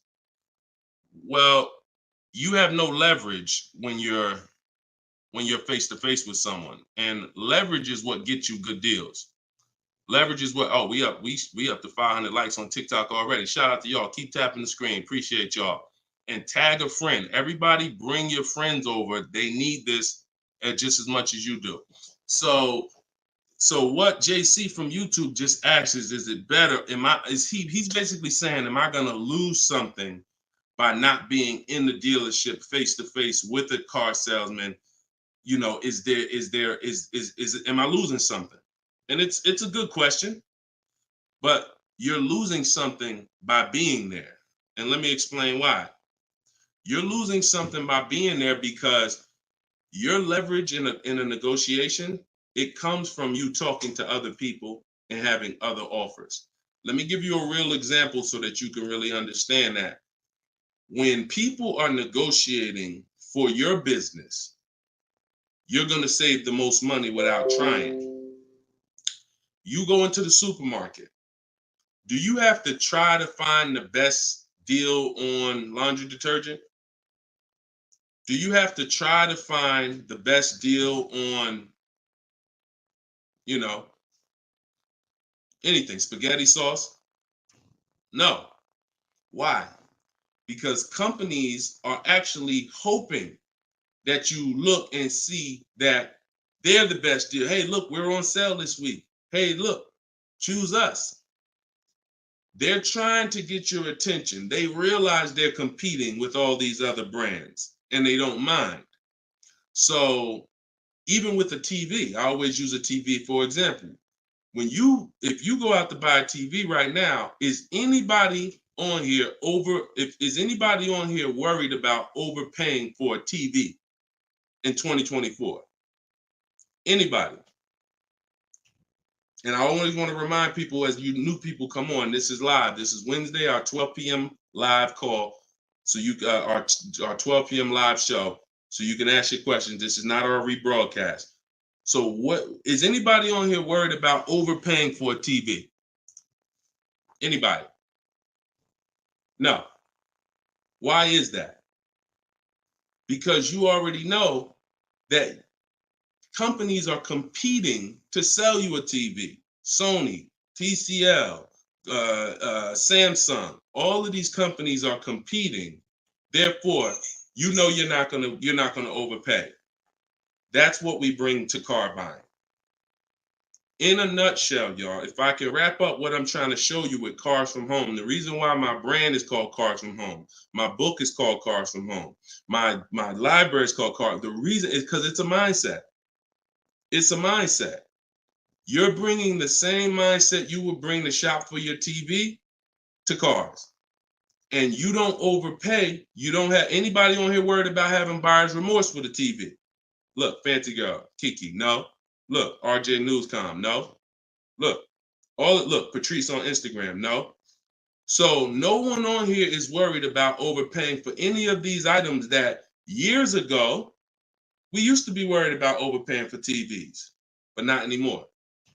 So when you start staying at home and getting multiple offers and kill your programming that the car business has programmed you into thinking that you need to go in, then you're going to see how much money you save quicker. Okay? Who's not a good negotiator? As you come on, I want y'all to answer this question. Who's not a good negotiator? I see you, Yayo. I see you. Okay, I see you, Fun Times. Welcome, Tone Bud. Who's not a good negotiator? Just type me if you're just, Deshone, it's not my thing. I'm not really, look, Crow's fan. No, I'm not. What's up, Tom? Julia? So all of these, look, John C on Facebook. No. William on TikTok. No. All of these people are not yet. Danny on Instagram. So what I want to tell y'all is you no longer have to think you need to be a good negotiator to win with buying cars. You're going to start making people negotiate with each other. And that's multiple offers. So if you're buying your next car and it's a new car, you're going to get at least 5 offers from 5 different dealers. And if you're leasing your new car, you're going to get at least 5 offers from 5 different dealers while you're at home. And if you're buying a used car, you're going to stay at home. You're going to look at the entire used car market on all the marketplaces. I teach 8 marketplaces. You need to be everywhere a used car is. These are like if you were buying a TV, to continue to use that example, you wouldn't just be on Walmart.com, but not be on Amazon. You wouldn't skip Best Buy. You wouldn't skip PC. Wherever there's a TV, you would be. It's the same thing. And y'all are going to save more money than you've ever saved, easier. This is how you take control and have your confidence, and you are empowered. Okay? So that's the answer to your question, JC. You don't lose by being at home making dealers bid. You lose by being in dealers going one-on-one. Okay, great question. Shoot the next one up, Dolan. All right, this one is Mr. Martinez on TikTok. Do they require a credit check with the request? Now, that's a good question. They'll make you think they do. Whenever somebody requests your credit for a quote, just know that that's a tactic. This is why you don't want to be in dealers talking. Remember this rule. Never talk numbers for a car in the dealership. Okay? Never talk numbers in the dealership. You want to only test drive the car. Now, it's a little different with a used car. New cars, leases, never talk numbers in the dealership because you have no leverage there. It's continuing to go back. You have no leverage inside the dealership. Now, when you are requesting your quote, you're going to the dealership site. In my book, my book is called Cars from Home, 7 Steps to Saving Time, Money, and Avoiding Dealerships. Everything that I'm teaching y'all is out of one of those 7 steps. Now, when you get to the point where you're getting offers, we're not using third-party websites because dealers pay for those leads. We don't want dealers paying any extra money to a company to get in touch with us.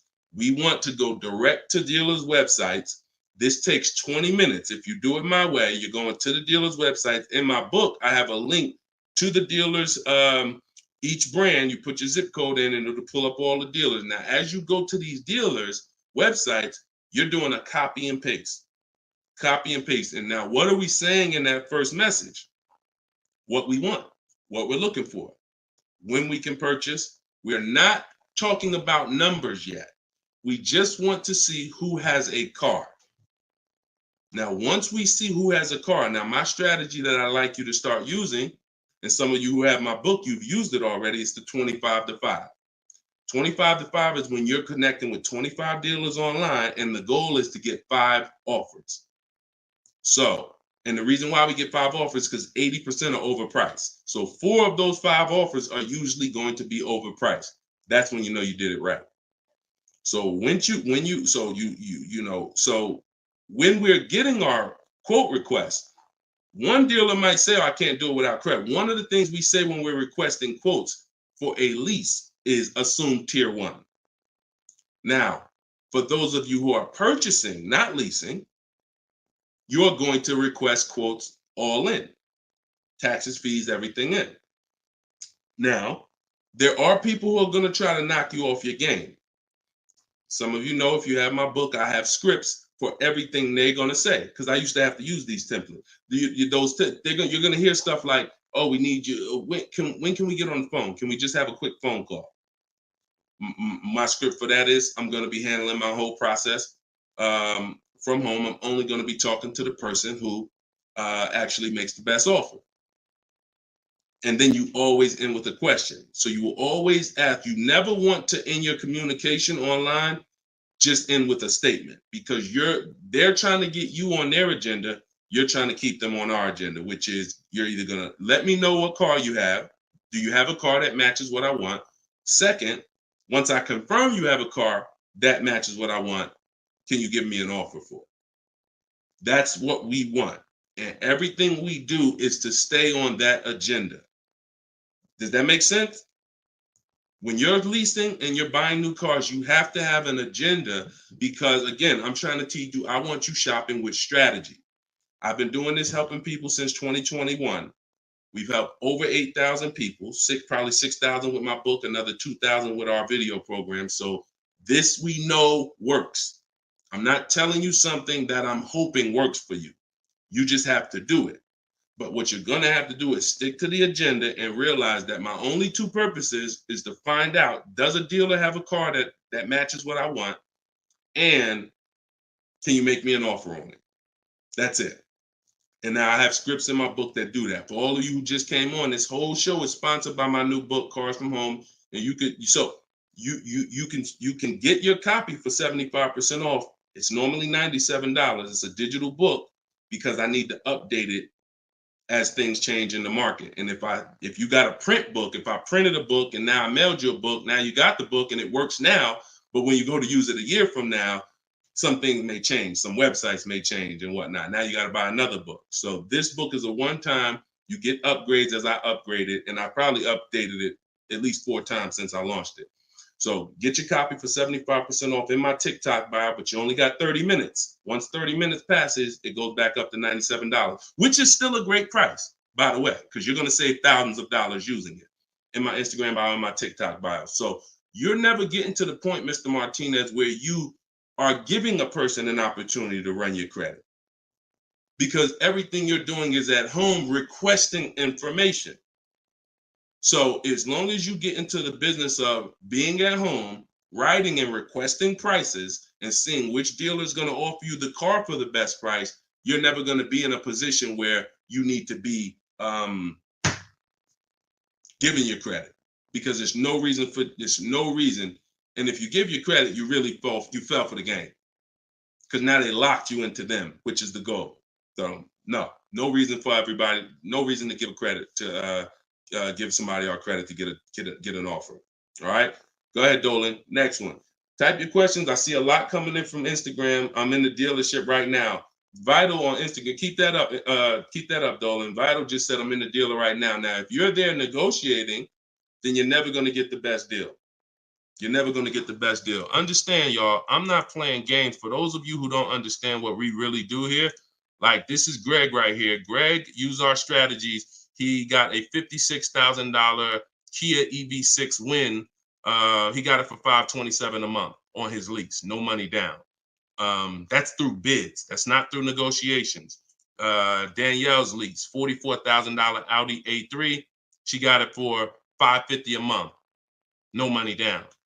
You know, this is on a purchase here. Sean bought, and some of you may have these cars and look at your payments and you're going to say, Dad, Deshone, I got that same car, man, and I ain't get that price. That's why I'm trying to tell you to listen. And like, we're not regular here. And sometimes I think, like, I'm not the public. I could be in the car business making $200,000-$300,000 a year if I wanted to. This is not God's plan for me. I'm trying to give you the game, but you got to understand who I am. This ship has sailed. We've been doing this for thousands of people since 2021. If you just now here and you just finding me and you haven't used my stuff yet, like, you missed it, but understand, don't keep missing it. This Sean, he got this F-150 Lightning XLT $73,000 truck, brand new truck. He saved over $20,000 getting bids my way. And the people who learn from me, they're never going back to the old way. They're never going back to negotiating and dealing. It only take one time for you to use what I'm telling you and see how quick you buy cars and see how much money you save to realize, oh shoot, I'm never going back to that old way of car shopping again. All right. So if you want to do it, you need to leave that dealership. Unless you're just there to test drive, that's different. So Instagram. Considering leasing a car, but feels like it will keep me constantly having a car payment if I choose to keep leasing at the end. Could you please explain the strategy to leasing versus financing? Absolutely. So when you're leasing, so this is a great question. Somebody said, look, if I lease, I'm going to always have a car payment. That's absolutely true. And so there's two totally different ends of the spectrum, y'all, when we look at how we acquire cars and get the best deals on them. One is a lease. My goal is to drive a new car, always under warranty in most cases, except if I'm a high mileage driver. I'm paying pennies on the dollar compared to somebody purchasing like that same car that Greg got. He's paying $527 a month. That same vehicle would be, it's a $56,000 car. That same vehicle will be $1,000 a month on the car note, at least on a 6-year car note. So I'm paying pennies on the dollar. I just had somebody today, he's going to pick up a brand new Kia Telluride. He got a payment of in the 400 range of $42,000 Kia Telluride. Once he negotiated it, he decided he was going to put $2,500 down because he wanted his payment where it was. But he already had a ridiculously low payment. It was like a 1.1% lease deal on a Kia Telluride. I told him, I said, you know that same Kia Telluride, $42,000, that would cost about $800 a month to purchase? He said, yeah, I know. I used to buy one. I used to buy mine. He actually had one. It got totaled. So he knows how much he was putting into that vehicle before he actually figured out he's not an 8-year person. So if you're not keeping your cars 8 years, you should be shopping for aggressive lease deals because it's pennies on the dollar. And we shop with bids because it's easy. It's fun. We're in control. And that's the way we do it. Now, the other side of the spectrum are long-term vehicles that are going to be what we call a keeper. If anybody who has a keeper in their household, type a K. If you have a vehicle in your household right now that you've had for more than 8 years, type a K. Type a K. Type a K. As you come in, y'all, if you're on Instagram, could y'all hit that paper airplane? It looks at the bottom of the screen. It allows you to share this broadcast with your friends. And could everyone who shares, could you share this broadcast? It does help. It matters. And I'm never going to stop asking for it. And I'm never going to stop appreciating the people who share. I appreciate you guys. And your friends will appreciate you more than anything, more than even I appreciate you. When you tag a friend who doesn't know me and they're car shopping, they'll appreciate you more than even I appreciate you. So, okay, all right. So we got John on on Facebook. We got Michael. We got hold on, let me see. Acura MDX. Rob Korn got an Acura MDX on Instagram. He's had it 195,000 miles. So these are what we call Derek on TikTok, Donald on TikTok. These are what we call keepers. These are vehicles that, someone asked a question about understanding if I always have a car payment, if I lease, can we please explain the strategy of leasing versus financing? I just told you the benefits of leasing. Now, all those benefits come at a price. Now, the other side of the spectrum is the long-term keeper vehicle where now we have outlived depreciation because the unseen expense is the one that's killing you. The unseen expense is depreciation. When you buy your car today for $30,000, tomorrow it's not worth $30,000, right? Tomorrow. You can buy a car today for $30,000 and bring it back to the dealer tomorrow. They're not just giving you your $30,000. You've lost money in one day. That's depreciation. Now you can sit that car outside your house and you can have that car. You don't drive it 1 mile. You never even touched it. And you go out there and a year later, is it worth $30,000? No, right? You never told, but Deshone, I didn't even drive it. But you understand, it's not worth $30,000 anymore. It sat there for a year. Now it's probably worth $24,000. That's depreciation. So some of you have been trained to think, oh, well, I buy my cars because I don't want to pay for the mileage. What I'm trying to get you to understand is when you understand depreciation, you're going to see not only do you pay for the mileage, whether you buy or lease, you pay for the car whether you drive it or not when you buy. Does that make sense? Type clear if y'all are clear so far on this, on these principles. Because it's bad information that's been fed to you for all these years that, oh, you know what? I like to drive as much as I want. Oh, I like to do everything and I don't want to pay for mileage, so I'm going to buy. But what you're seeing now is, oh, shoot. If I drive no miles, my car's worth less. If I drive average miles, my car's worth even less. If I drive high miles, my car's worth even less. Depreciation. It's the unseen expense. So now our goal with purchasing the right way and picking whether I'm going to shop for great lease deals or whether I'm going to be a long-term keeper is to avoid where the depreciation loses us the most money. The most money. Look, right here, 3, 4, 5, 6 years, you're losing the most money. This is when you don't want to have bought your car and replaced it, because you're losing thousands and thousands of dollars every year. And now many of you have been taught it's okay to switch cars while you're in here, dropping. But going back to the keepers know, all right, I'm switching cars when my value is like this, my depreciation. So all of you who said out there that you got a car that you've had for 8 years, 10 years, 12 years, now you're gonna, here's what proves to you what I'm saying is true. The keepers, which is why I'm trying to get you guys out of that middle, all you 3, 4, 5 year people, 6 year, 7 year people that do not lease.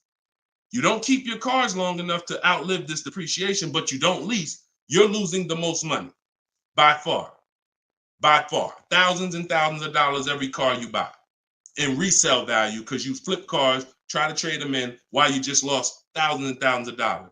So on the other end, those of you who said, Deshone, I got a keeper outside, if that car today is worth $5,000, a year from now, it's probably going to be worth $4,800. That means you're no longer losing value like this. You're only losing value little by little, and you've outlived the depreciation. So your goal when understanding should I lease or buy is like, Deshone, okay, how do I avoid this? Well, if you're not keeping your car 8 years, you should be shopping for leases. Everyone who told you otherwise was wrong. I'm not going to say they were malicious, but they were incorrect. And unfortunately, I call them confidently incorrect. Dangerous. Being confident and incorrect is dangerous to you and others and everyone who's going to listen to you. So I'm telling you the truth based on numbers, that shopping for lease deals is here. If I'm not keeping my cars 8 years, I need to be shopping for great lease deals. If I'm going to keep my car more than 8 years, then I'm going to purchase and I'm going to make sure I get a car that's going to last 8+ years so that I can outlive the depreciation and win with long-term ownership. But I'm not stuck in the middle. Clear? Clear? Everybody clear before we move to the next question? JC said, my man hitting on all cylinders. I appreciate you, man. This is what we do, man. I've been doing this since 2006, man. I'm not new to this. I've been helping people save money on cars and make dealers bid for their business since 2021. And that's what I'm known for. Here in New Jersey, people know when I had my brokerage, Deshone is the person that helps people save money if you listen to him. If you don't listen to me, God bless you. I wish you the best. All right, so for all of you, cue the next question up, y'all. For all of you who just jumped on, this whole show is sponsored by my new book. Everything I teach is out of my new book. It's called Cars from Home, 7 Steps to Saving Time, Money, and Avoiding Dealerships. It's normally $97, but as part of our launch, you can get your copy for 75% off. It's a digital book. It'll be in your inbox in literally 3 minutes. And if you're on TikTok, you won't leave the broadcast, so you don't have to wait until the show is over to click the link in my bio, get your copy, and then you can come back and listen to the rest. Same thing on Instagram. And we got something in the comments for Facebook and YouTube. You guys can click the comment section, or if you're watching us on television, you can scan the QR code with your phone. All right, let's go, Dolan. Shoot that next one up, brother.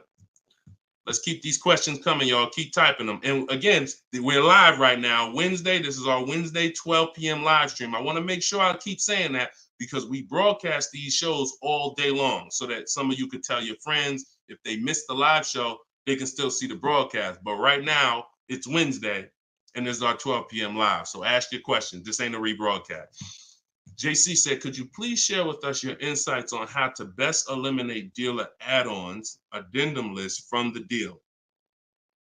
Example, windows etching, low jack, nitro in the tires, Scotch guard. Okay, you name it, whatever. I always say this, and I have a video that has done well. It's been seen by several people, and it says we don't negotiate with dealers with fake fees. You can see, what I need you to know is 80% of dealers are overpriced. 20% are trying to beat their competition, and they don't mind competing. These are the best people in the world. These are the people you want to find and buy from. But there's 17,000 new car dealers in this country. There's 100,000 used car dealers in this country. Somebody tell Isaac on TikTok that we just answered that question. So if there's 17 million new car dealers in this country, 17,000 new car dealers in this country, and 100,000 new car dealers, used car dealers, and 80% are overcharging, then you need a strategy to find the 20%.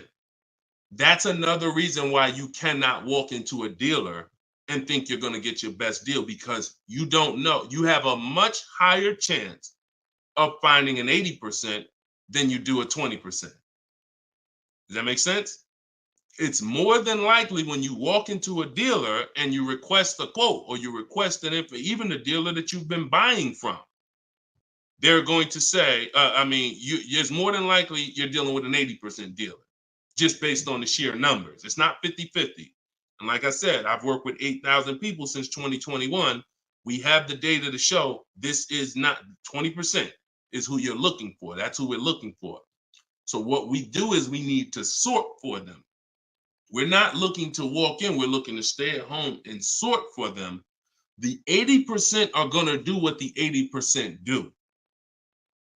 To answer your question, JC, I'm not interested in getting an 80% dealer to take off their fees, because that's not what they do. Thanks, Carter's dad. That's not what they do.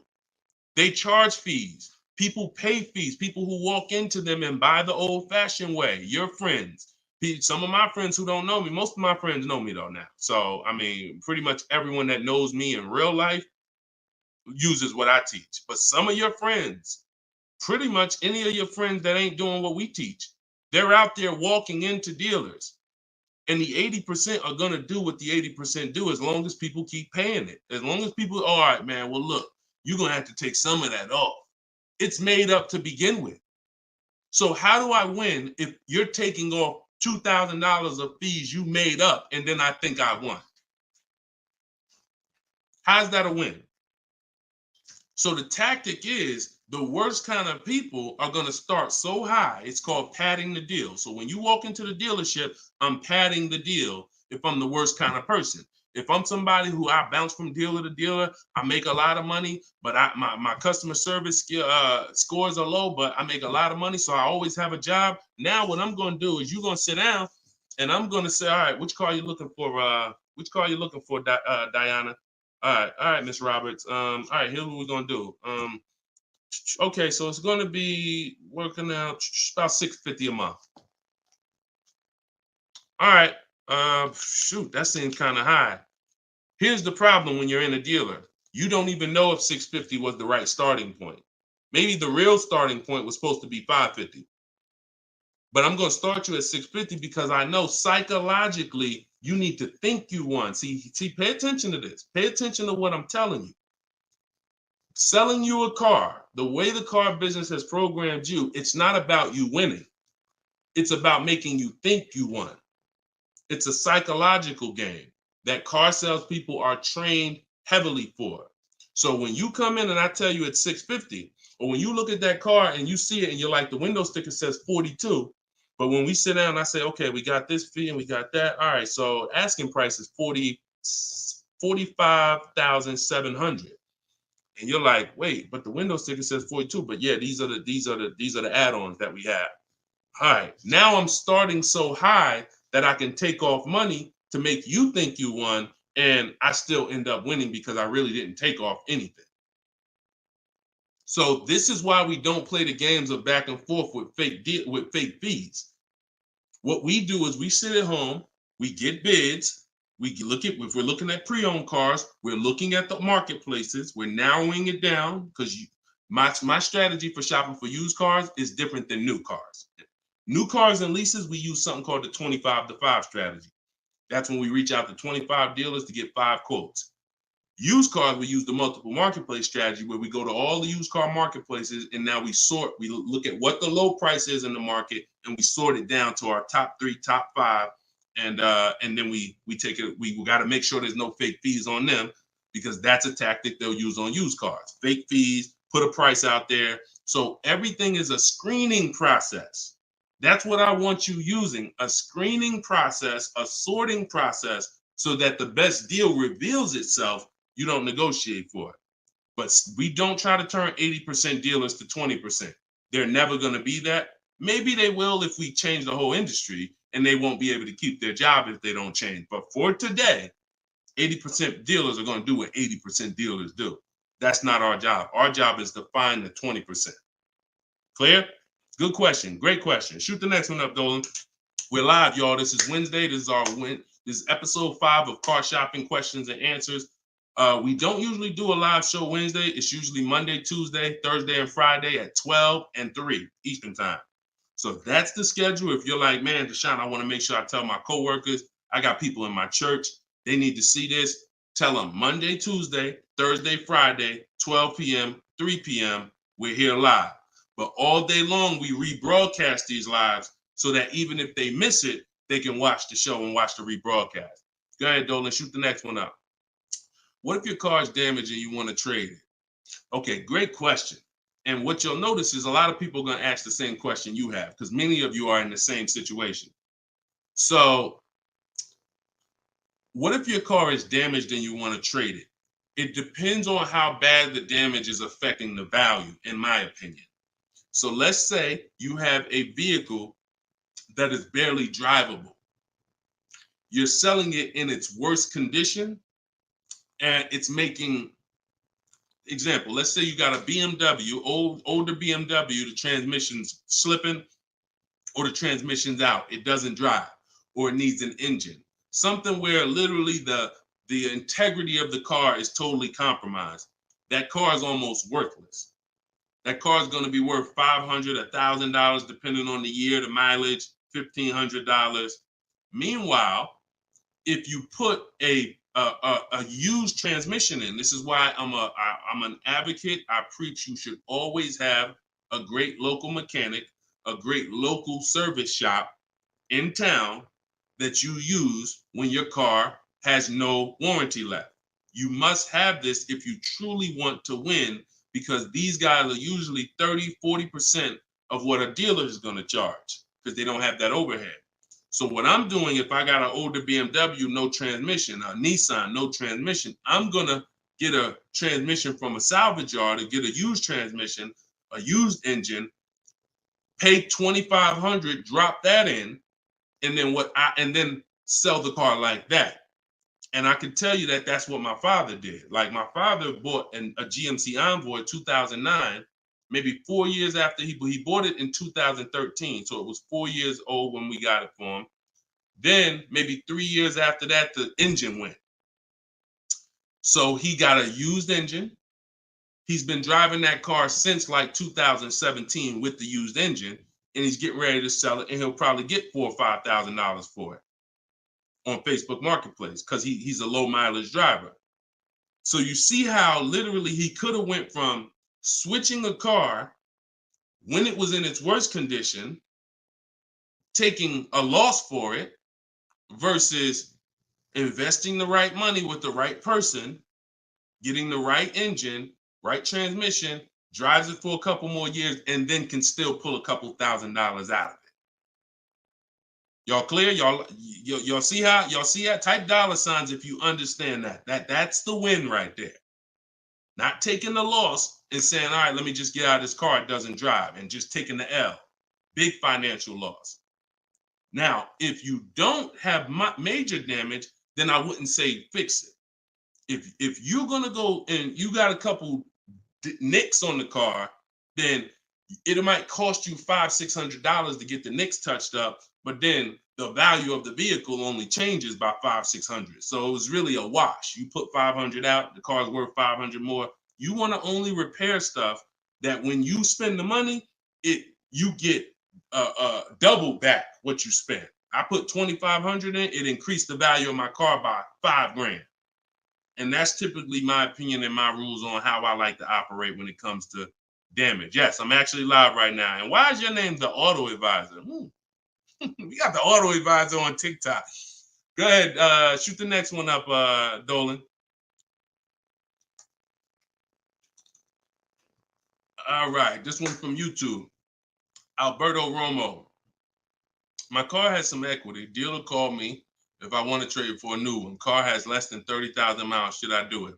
Who's getting calls from dealers right now begging them to come in and look and let them buy your car? Who's getting calls? Who's getting emails? Who's getting letters right now from dealers? Fancy Girl Kiki said me. You're getting calls. You're getting calls. You're getting emails. You're getting letters. Hey, Ruben, we'd love to buy your car right now. Hey, Isaac, we could get you out of your car early. Come in right now. A lot of you, right? I see a lot of you. The reason that's happening, look, he's saying lock on Instagram, me. So the reason this is happening, y'all, is because they're depending on you letting the dealer be your first offer for your car. Now, see, dealers know they're getting outbid right now. They're not able to buy as many cars as they used to because people are getting used to, I mean, it's almost a curse word in my book. We don't use this word. We don't use the word trade. And some of you who have seen me in the past, you know we don't use the word trade. There's only one scenario where we need to trade, and that's if we have too much negative equity. The reason why we don't trade is because trading is not a bidding system. There's 3 transactions that you've been trained to give to a car dealer. One is buying a car from them. That's its own transaction. I bought a car from you. The second is getting the loan from them. That's another transaction. I got a loan from you, because there's other companies out there that only give loans. They don't even care if you buy a car. They don't sell cars. They give loans. That's a clue that there's money in the loan business. Now, the third transaction is people who want to buy your car. When you give your car to the same dealership, you gave them your old car, that's one transaction. You gave them your loan, that's another transaction. And you gave them the purchase of a new car from them. That's 3 transactions. And most times you didn't get bids on any of them. That's how you're losing money. You're probably losing $2,000 here, probably $1,500 on the loan, and then maybe another $1,000, $1,500 on your car that you gave to them. Hidden money. See, I'm not just here to teach you how to car shop from home the right way, strategically using my system. I'm also here to reveal to you the hidden money that you haven't seen in your car deals. So you got to stop doing combining transactions. That's why we don't trade. We get offers in my book, step 2. My book is 7 steps. Everything I teach is 7 steps. Those 7 steps won't change. First step is most important question. That's leasing versus buying. How many years you keep in the car? Second step is equity assessment. I need to get offers for my current car, my current lease, see if I have any equity, see if I can break even, or see if I have negative equity. Third step is deal structure. I need to find out how much this car is supposed to cost if I get a deal on it. I'm budgeting for a deal. See, we don't budget based on how much I could afford. I'm budgeting, I'm looking at a car if I'm going to lease and saying, if I'm leasing, this is what a good deal would be on this car. I'm budgeting if I'm purchasing, this is how much I'm coming up with. Watch this. Many of you go in and I only want to spend no more than $500 a month. Or hey, I only want to spend no more than $30,000. You end up spending $570, or you end up spending $31,500. Or they say, hey, yeah, we got you to $30,000, but what about the taxes? All right, well, I guess I'll just put that on a credit card. So you end up going over budget because you shop with your max budget in mind. We never shop with our max in mind. We shop with multiple goals below our max so that we always, no matter where we land, we're under our max budget. That's step 3. Step 4, we do something called shopping, not buying. We don't mix the two with my system. Shopping is deciding what you want. Buying is step 5 when we go into the market and we start getting offers on what we want. But when you get to step 5, you're in the market getting offers. Step 6 is paperwork and protection. All that paperwork that you need to know. All right, do I need this product? Warranties, all of that is step 6. And then step 7 is delivery. So everything I'm teaching you falls under one of those 7 steps. And I'm trying to get you to use a system instead of winging it. If you don't wing it, you'll be fine. But step 2, Alberto, is the equity assessment, where you're getting offers to find out what your car is worth. You can give the dealer an opportunity later to beat it, but you need to know. That's why we don't respond to those. Hey, come on in. Let me look at your old car. Let me buy your old car. Hey, come on in. Let me see. You need to call your bank for a payoff, and you need to go to CarMax, Driveway, Carvana, Kelly's Blue Book Instant Cash Offer, AutoNation, Sell My Car, Car Guru, Sell My Car. Take you 20, 25 minutes to do your equity assessment, and you got real cash offers that you'll know if I have equity in my car, and you'll know these people can cut me a check in an hour. And now let me go prepare to shop for my replacement car because these companies already bid on my old car. Type clear if y'all are clear on that. That's the equity assessment. That's my 7-step system. That's why my book is called Cars from Home, 7 Steps to Saving Time, Money, and Avoiding Dealerships. All right. All of you could get a copy. You could get your copy for 75% off. It's normally $97, but as part of our launch, you can get it in my TikTok bio for 30 minutes for 75% off. Once the timer goes back up, once the timer expires, it's back up to $97. So get your copy before the timer runs out. Same thing with Instagram. Go to my Instagram bio. You'll have it 3 minutes and you come back to the show. And if you're on Facebook or YouTube, we got links in the comment section for you. All right. Great question, though. Look, go ahead. Shoot the next one up, Dolan. It said, this man, bro, spitting gold fire for real. I hope this isn't going over anyone's head. Me too, bro. Listen, me too. Keep that question up. Fancy girl Kiki from TikTok. But me too, bro. Like, I'm sitting here, man, and I pray every day that the Lord help me to look. I want you to even see. I gotta unlearn. That's why I represent this brand. I got to unlearn. Like, I have been programmed, and the people who programmed me have actually programmed me because they make more money by me staying programmed. So some of you, it's unfortunate, are not going to spend $24. You're not going to spend $24. Now, I had people get the book for $97. It's people that might be on here that say, man, I got the book before we even had this sale. $97, but some of you are not going to spend $24 to get the book. But you want to go into a 5-figure transaction, a 5-figure, $10,000, $50,000, $100,000. Some of you who are buying luxury vehicles and exotics transaction, but it's something about not, and that's just unfortunate. All right, fancy girl Kiki from TikTok. Is it true that you can have your down payment go towards your payments? So all right. So when we're working out our loan, again, this is still combining the loan and the purchase of the car. Because when you're actually trying to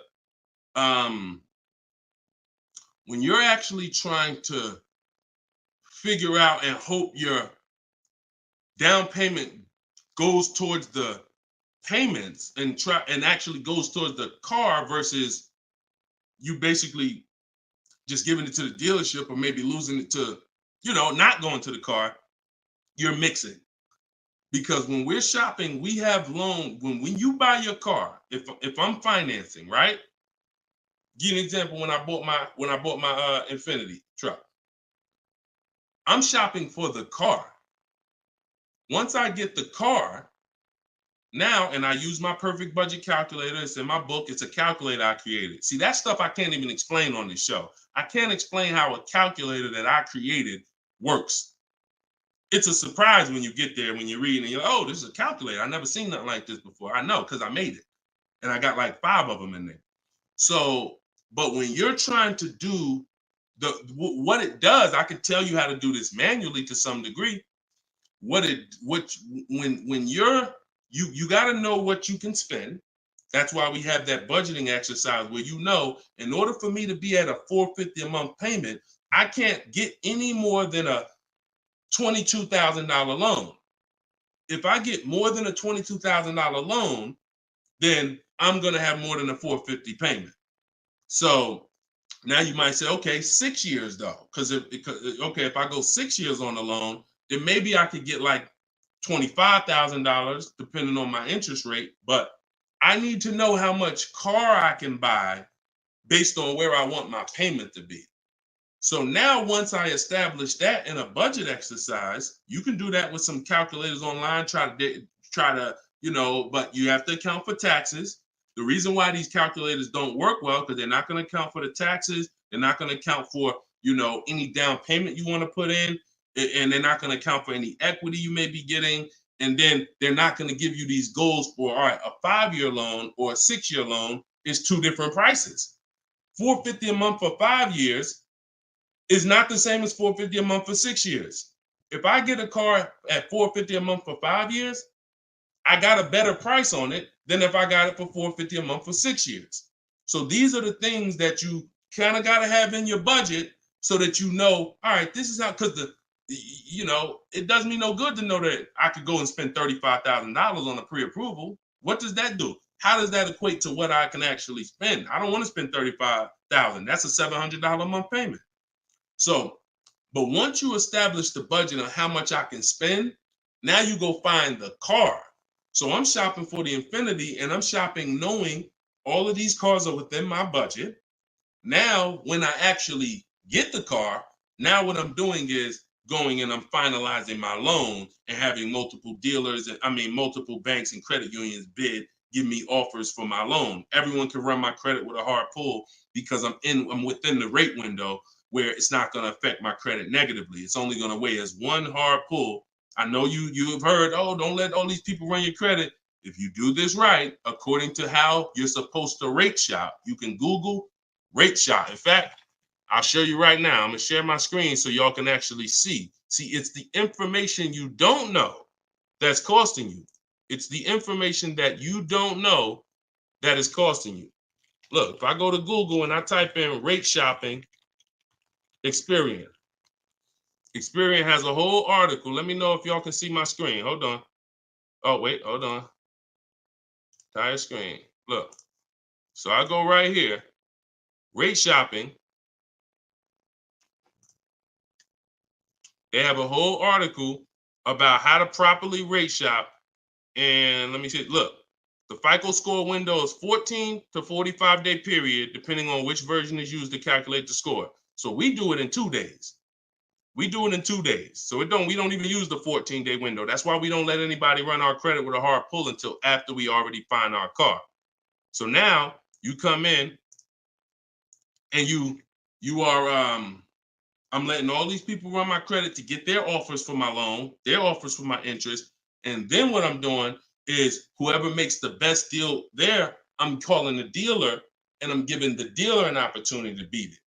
Because the dealer has another 7, 8, 10 banks that they might, let me see if I can beat that because I like to earn the business.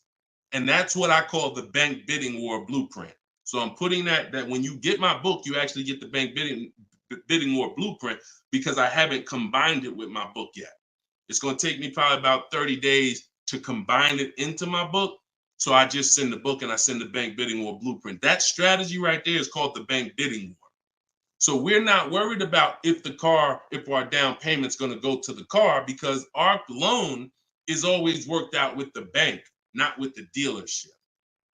Okay? Separate these things. When you start separating these things like I want you to, you're going to see I can't get into the same trouble I used to get into.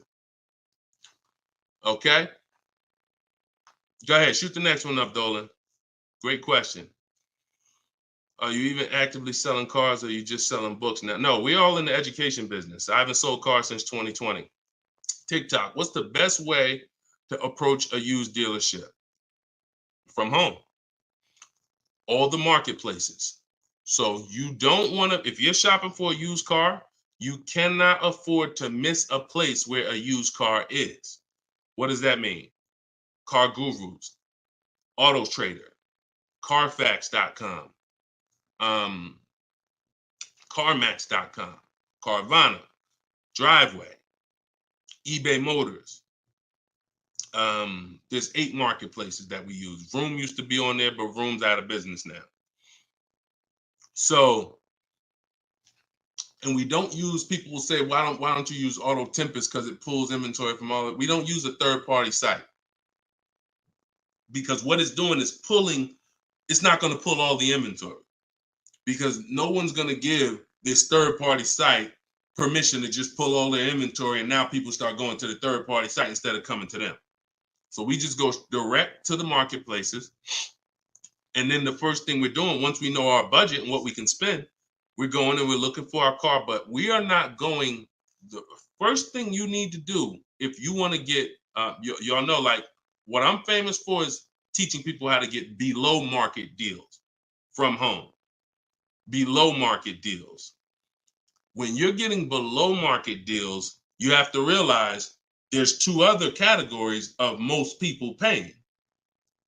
Some of you have been paying market value. Some of you have been paying above market value. So below market value means there's 2 categories that we want to buy below what they're paying. Okay? So we got to have that in our mind. Below market. Like when you look at Eddie. Look at Eddie. This is 2023. This was last year. Still coming out of low inventory. He got a 2023 Camry hybrid. And the hybrids last year, they were on fire. On fire. Like, so they were still charging $2,000, $3,000 over sticker price for the, he got $2,086 under MSRP getting bids. That was his lowest bid. Okay? He said, I had a 1-week window. So those of you who are like, Deshone, I need a car in a week. When you get bids, it ain't nothing. He said, I actually completed the process in 4 days. So below market deals where people are paying sticker price and they think they won. You know what? Hey, you know what? The best deal is, at least I didn't get a markup, sticker price. Now, let's get back to approaching the used cars. When we open up when we get in used cars. Oh, wait a minute, yo, banana dad, you funny, man. So when we get in used cars, so our goal before we could get a below market used deal, we have to know what the market prices are. So when we open up those marketplaces, the first thing I want you to do is look and sort from lowest to highest prices on all of them. Lowest to highest prices. Well, the first thing we actually do is start an account. You want an account because we want to get alerts of all new inventory. So we start an account on all the marketplaces that we can start an account on. Now we're going to look and sort from lowest to highest, and we're going to look and see what the low side of the market is. Low side of the market, low side of the market. Now I might say, okay, the low side of the market is about 22, 23. If you're doing it right, you're always going to have prices that are $3,000, $4,000, $5,000, $6,000 more. If you don't see that type of spread, you're not doing it right. So now we know this is the low side of the market. Now here's what comes with the low side of the market. Bad Carfaxes, frame damage, salvage titles, sketchy history, Damaged cars, that's good. That's what comes with it. What we're looking to do is see where those cars are priced at, and we're looking to be right above them. And from there, we have a particular system of how we're going to sort based on title history, service records, extremely important. We will not buy a used car without great service records. Then we go to accident history. There's a couple different types of accidents: serious accidents, airbag deployed, vehicle towed. All of this is serious accident. I appreciate you, JCAA. Shout out to the sharers on TikTok. Now we go to, then we need to verify there's no bogus fees, because that's a narrowing down. Now that'll narrow us down to like a top 3, top 5, top 7. But some of those vehicles are going to have bogus fees, guaranteed, guaranteed. And this is not always happening day one. That's why I don't want you waiting until you need a car to go shop. I want you in the market early, a month, 2 months, 3 months before you need a car, so that you can watch the market. And when you can watch the market, you have much more leverage. You have much more flexibility. You can say no. You can see where the price trends are, and you can get alerts. Many times, it's the alerts of the new cars that's going to be the car you take down. Because when you once you know the low side of the market, now you're getting alerts. Every new car that hits the market, boom, soon as it hits, I can look and see, oh, that's priced on the low side. Now I look, oh, shoot, frame damage. Oh, shoot, salvage title. Oh, shoot, whatever. And eventually one pops up and you're like, oh, good Carfax. Oh, good title history. Boom. And now we're preparing to get ready to take that car off the market. We can't test drive used cars until we're ready to buy them, though. That's the only reason we can't do 100% of our used car deals from home, ever. New car deals, we've had people throughout, use my book, in my course, everything. 100%. Dealer delivers the car. That can happen. New cars and leases, 100%. Used cars, we can't. You must go to the dealer. You must see the car. You must drive it. And then that's when you're taking that deal across the finish line right then and there. Okay? That's a overview of what I call my multiple marketplace strategy. If you do that, you win. I mean, there's no guarantees in life. So I'm not here to guarantee, but I am here to say, you haven't had strategy. When you're using strategy and boundaries, you haven't had boundaries or strategy. You add boundaries and strategies to your car buying, 99 times out of 100, you're going to win more than you used to win. All right? Go ahead, Dolan. Shoot the next one up. Does your book teach how to sell and grow? I don't really know what that means. Sell and grow. This one's from TikTok. Do I get a discount for paying cash for a car? No. I know a lot of people told. Who was taught you get a deal for paying cash? Type a $sign if you were taught you get a better deal for paying cash. I got the book, the cheat sheets, awesome. Service connected. Don't use the cheat sheet. If you got the book, scrap the cheat sheets. The book is the nuts and bolts. The cheat sheets is an overview. I see you though. Use it. Win. So, all right. So you got Gina VL. You got I don't want to butcher your name, so I'm not even going to try. I see you on TikTok, though. I see Cozy Boy Nesto on Instagram. Okay, Monty. So my question was, who was taught you get a better deal by paying cash? All right. Now, I said type a $sign if you've ever heard this. Now, I don't want you operating with bad information. Let me tell you where this came from. And remember what I said earlier in the show. Earlier in the show, I told you, the car business is not about you winning. If you win, great, but it's about making you think you won. And I can only make you think you won based on what you tell me you need in order to feel like you win. So if you come in and say, listen, man, I'm paying cash, man, y'all got to do something better for me. I'm not going to sit here and tell you, well, you don't get a better deal for paying cash. Now, I would tell you, listen, I'm going to be honest with you. You can get this price whether you pay cash or not. So, like, there is no, but somebody who's like not going to be willing to go and tell you that, they're going to make it look like, all right, I got to make you think that the deal I'm giving you is because you pay cash. This originated from when dealers used to finance cars. There are still people And you may be one of them who think the dealer owns your car after you get it. That's why there are people who say if they can't afford a car, they say, man, I'm gonna get a dealer back their car. It's not their car anymore. Unless you're dealing with like a buy here, pay here place where they're actually extending the loan to you, it's not the dealer's car anymore. But back in the past, dealers used to extend loans. They would hold the financing. So if you offered them all the money up front, it was an incentive for them because they knew it guaranteed they get the money now. And it also saved them interest. It saved them, if they were holding the note, then they're still technically paying for that car. And they're like, okay, I could save you another $1,000, $1,500 because you're going to give me all the cash up front. It's not like that anymore. It's not. It literally from the time you leave, the dealership is funded in full in hours. Like by the time you drive off, wire transfer, the dealer is funded for the car. The funds come from Bank of America, Chase, TD, M&T Bank, whoever it comes from, wired to the dealer. From that point, it's between you and who? Who's on the title? Who's the ones calling you if you don't make the payment? Who's the one setting up the car to be taken if you don't make the payment? It's not the dealer, right? It's the bank. So it's always between you and the bank from that point, which is why you don't get an exactly life experience. You're not getting a better deal paying cash. And that's just because that's the way it's set up.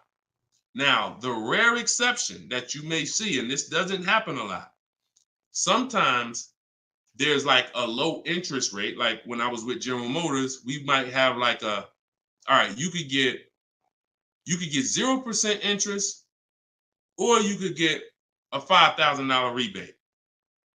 Only on a new car though. But you can't do both. So if you had somebody who could pay the cash, maybe if they save more money by taking the rebate than they would if they were to take the loan. So in which case, you're not getting a better deal because you're paying cash. It's just an incentive to, you're getting a rebate. But so those are these are very rare circumstances. So I just don't want you going in and telling you that you heard that from me. And I'm just telling you that's the truth. Like that is the truth. And when you really look at how banking works and how dealerships work and the fact they don't own the car, you'll understand there's no incentive to you paying cash at all. And if you're not investing your cash, see, I want you to also think about what you're doing with your money. Because if you want to pay cash, God bless you. Pay cash. Interest rates are high. Put as much down as you can. Pay cash. Get the loan out of there as fast as possible. You're paying 6, 7, 8, 10%, 12%. Get the loan out of there. Pay it off or make a large down, only finance a small portion of the car. But if the rates are low, which at some point we do believe rates will be low again, or I always tell people in the bank bidding war, you got to check, see if there's any special interest rates. There might be 0%, might be 1%, 2%. So if those instances exist, there are people who your money's invested. You're getting 8% on your money. You're getting 6%. You're getting 10%. You're in real estate. You're getting 15%. It makes no financial sense to take that money that's earning money for you out and put it into a car that is going to lose money for you. That $20,000, $50,000 you put in the car is going to be worth half of that in 3 and 4, 5 years. 5 years, it'll be worth half. So these are the things I talk about. I don't believe in one size fits all car advice, y'all. That's why I'm always saying it depends on this situation. If you're this type of person, if you're keeping your cars 8 years, you should be buying. If you're not keeping your cars 8 years, you should be selling. You should be leasing. A lot of people think, okay, Deshone, you talk about leasing a lot. I talk about leasing for people who are not keeping cars 8 years because they've been taught that they should still be buying. But I'm putting you in the strategy that's custom to your life versus what you've been hearing, which is people telling you, hey, do what I do. Only buy used cars, pay cash for them. Now, that's your situation. So anyway, so all of this is out my book. Cue the next question up, Dolan. We got a couple more minutes and then we'll wrap. All of this is in my new book, Cars from Home. It's called 7 Steps to Saving Time, Money, and Avoiding Dealers. Normally $97. You can get your copy for 75% off for 30 minutes. It'll be $24. And everything I teach is in there. You know, everything that my video my students in my video course have had, my coaching. This is the same 7-step strategy that we use to get these below market deals. And I've been showing them throughout the show. So if you just jumped on, like we've been showing these deals throughout the show. All right. Go ahead, shoot the next one up, Dolan. How can we eliminate dealer ad? Oh, we did that one. Yeah, we did that one from YouTube with the dealer add-on. This one's Dakota from YouTube. I have a Malibu Chevy, still drives good. However, the dealer is banged up as well as a few scratches. The door is banged up as well as a few scratches. I mean, if it's cosmetic, if it's banged up, I won't worry about the few scratches because the few scratches is really what's normal. And you know, people expect you to have normal wear and tear on the car. Some people think, hey, if I have a, you know, even with leasing, you're allowed to have wear and tear, a couple nicks, dings, they allow that. They don't expect you to bring the car back perfect. Same way with this. But if it's a big dent that would be an eyesore and you can get a company like Dent Wizard or something like that to come pop the dent out, then I would do that. That might be $200, but it might make a buyer pay, you know, $1,000 more for the car. Because if I come and I see the doors banged up, I probably want $1,000 off depending on what you asking. But if I come and see you done smoothed it out, now you could ask, and I'm less like, you know. So that stuff that you can put a little money in that gives you a bigger return when you go to sell a car. Okay, in my opinion. Okay, show and tell. I have the book. Is Maps Academy different? Yeah. Maps Academy is my video program. The book is the 7 steps. I have a video library that's 7 steps in video, and then Maps Academy is, you know, my video program, and I coach people. So we do these Zoom calls, so we make sure we answer questions. So I always say, get in where you fit in. You know, get in where you fit in. I don't care how you get the information. Get the information. You want to get it from my free videos on social media. You want to cycle through those. I got hundreds of them. Piece things together. Get in where you fit in. You want to be on the live show. Try to piece it together. You want to get the book. You want to be in the video library. You want to coach with me. Whatever. That's what I'm saying. It's no excuse. It's no excuse for any of you not to be getting below market deals when the information exists. And it's thousands of people that testify about me. I'm not new here. We got over 2 million followers. If I wasn't helping people, it would have been out by now. Somebody would have wrote by now, oh, this guy don't do what he said. I got thousands of people around this country, testimonials, hundreds that we done just grabbed, boom, boom, emailing us, yo, look at my deal, look at my deal. So it's just, you are just now discovering what we do. But understand, we've been doing this. All right. All right. All right. Go ahead. TikTok. What would be the sweet spot year in buying a used large SUV, Suburban or Expedition? Much as you could afford. You see, so when you look at quality, this is why I like to have multiple goals. Because what I like to do is I like to have a goal, right? 5-year loan, no down payment. That's one price. 6-year loan, no down payment. That's another price. 5-year loan with the money, you know, I might say, okay, if I have to, I can put $5,000 down. You know what I'm saying? Some of you, that's realistic. That's how you look at it. Man, if I have to, I got $3,000 I can put down. If I don't have to, I don't want to. That's why when you use my perfect budget calculator, which is in my book, step 3, when we're budgeting, we're deal focused budgeting. Here's what you want to know. If I want to be at $450 a month, how much is $450 on a 5-year loan, no money down? All right, that's one purchase price. Now, second tier, $450 a month, no money down, 6-year loan. I told you, I pay more if I had $450 for 6 years than I $450 for 5 years. So that's the next step up. Then I say, okay, 5-year loan using my down payment money. And then my max budget would be 6-year loan using my down payment money. But understand, I'm still under my max budget. I don't care if I have to go, and then we have another step where some of you have an old car. You have an older car, you're going to be selling it. You got 3,000 equity, you got 5,000 equity. That's also in there. So then it'll be no down payment, no equity. No down payment, no equity, 6 years. Down payment, no equity. Down payment and equity. See, all of this is below my max budget. Once I do a 6-year loan, my down payment and my equity, I'm not mad because I'm still under my max. Now, if I go above that now, if I wanted to do 5 and now I'm doing 6, or if I want to do $450 a month and I'm doing $480, now I've gone above my max budget.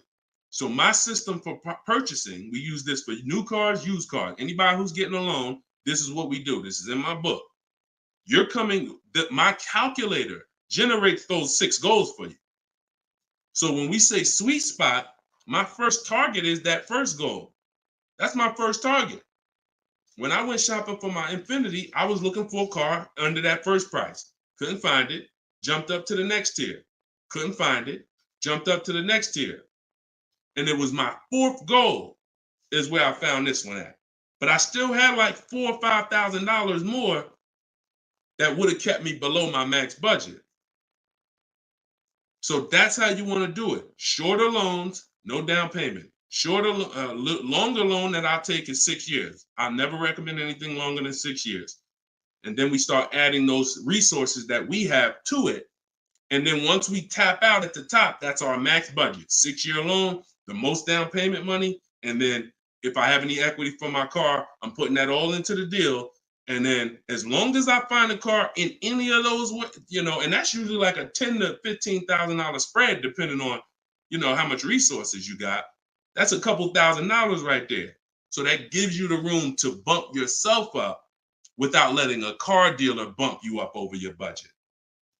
All right? That's why it's called the perfect budget calculator. And I invented it. All right?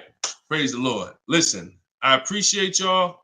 We've been on for about 1 hour and 15 minutes. We do these shows live Monday, Tuesday, Thursday, and Friday. Wasn't going to do one today, but you know what? I said, it's Wednesday. Let's jump on. Let's do a live. Let's get some questions. Let's get as many as we can. But this is what we do, y'all. You could tell your friends 12 o'clock and 3 o'clock, Monday, Tuesday, Thursday, Friday. You can meet me live on any of my platforms, Facebook, TikTok, Instagram, or YouTube. And we'll be doing this live Q&A to make sure you guys get what you need to save money and get below market car deals. That is the goal. So for those of you who like Deshone, I appreciate the show, but I want everything in one spot, man. I don't want to even have to come back to this show anymore.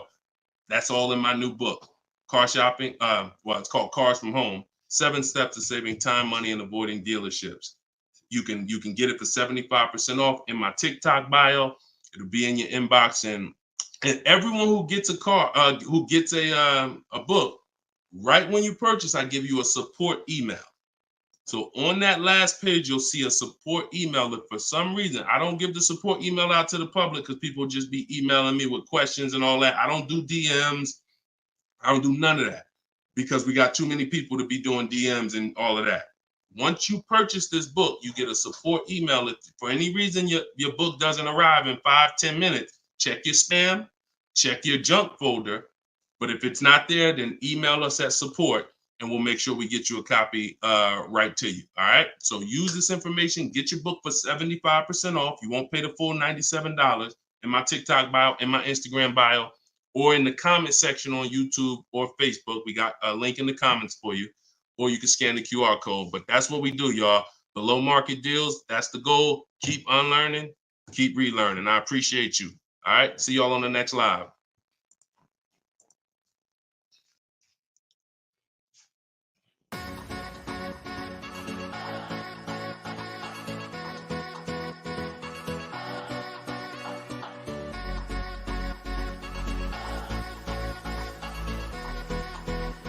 The worst possible thing you could say when you walk into a car dealership. I spent 5 years with Mercedes-Benz, 5 with General Motors, and the worst thing a person could say when they walk in is if you could just get me to this payment, we got a deal.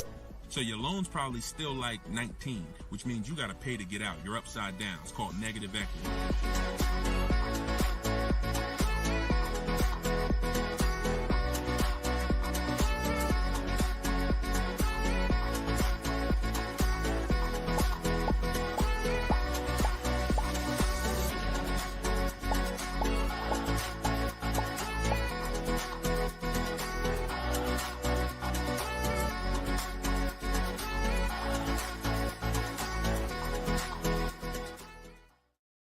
Gail, welcome everybody to episode 6 of Car Shopping Questions and Answers.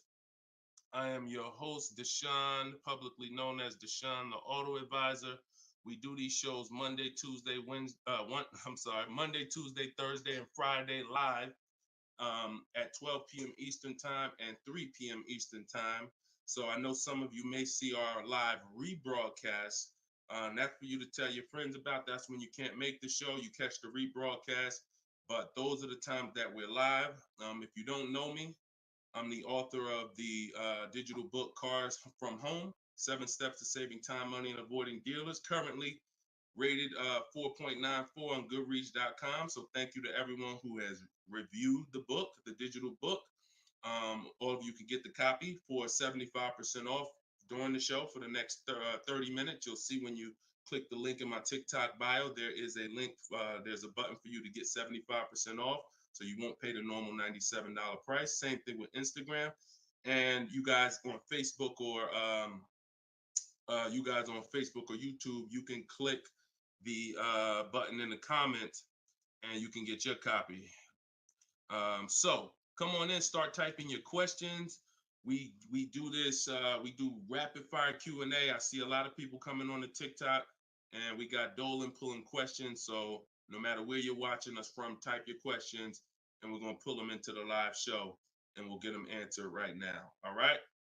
So I'm excited about this show. I see we're continuing to see people getting below market deals. If you don't know that the goal is for you to get below market deals, and the goal is for you to not spend more than 30 minutes in a car dealership. I spent 14 years in car dealerships. So you're not learning from somebody who's just like you. I'm just like you in that, I buy cars, I lease cars. That's the way we're similar, but I'm an insider. I'm an auto industry insider. My business for 14 years plus was in car dealerships. So start typing your questions. Let me tag everybody on Facebook and let's get down to business. Okay, whenever we get the first one, Dolan will put it up. Let me just tag my people here on Facebook. All right, there we go. Okay, what's up, Skinner? Good to see you. What's up, Angel? What's up, Jill, man? Good to see you. Yep, what's up, Jason? Great to see you. All right. Brother said he's been doing it. Oh, what's up, Auto Advisor? Good to see you. Absolutely. All right, y'all got to type fast. I know you probably, and try not to make your questions long. Try to get all your question in one shot, but try not to make it too long where it can't fit in. All right, this one's from TikTok. Isaac from TikTok said, best current APR rate for tier A1 credit. So the best APR is always going to come through getting bids. Now I know this is new. This is new to most of you. But getting bids is how you're going to get your best and guarantee your best car deal, your best loan. So I'm going to lay out this process we call the bank bidding war. And if you follow this step, you'll be able to have 10, 15, 20 banks and credit unions bidding for your loan. And then you'll be able to pick the best one. And the way you do this is extremely important, because if you do this right, then it's only going to have the same effect on your credit score as one hard inquiry. So think about what we're saying. We're going to allow multiple people to access our credit with hard inquiries, but at the end of this period, after we get our car, the weight on our score, the effect on our credit score is going to be one hard inquiry. So the first thing, there's 3 rounds in the bank bidding war. The first round is to always check and see if there's any special interest rates or special promotional rates that are being advertised for the car you're looking for. So let's just say you're shopping for a, Kia Telluride. You're gonna now check and see, is there any special interest rates? 0%, 0.99%, 1.99%. All of these rates are like a finance rebate. That means there's no bank or credit union that's gonna beat them. So this is the first round. So if we do get a special interest rate there's no reason for us to even shop for interest rates other than that. Because again, no bank, no credit union is beating 1.99, even 2.99. Now, here's what you have to check when we do that. How long is that loan? Because some people might give you 1.99, but it's only for 36 months. And some of us are not going to take a loan for 36 months because the payment's going to be too high. You might need a 5-year loan or a 6-year loan. So we're not just looking for if there's a special interest rate, we're looking for what is the term.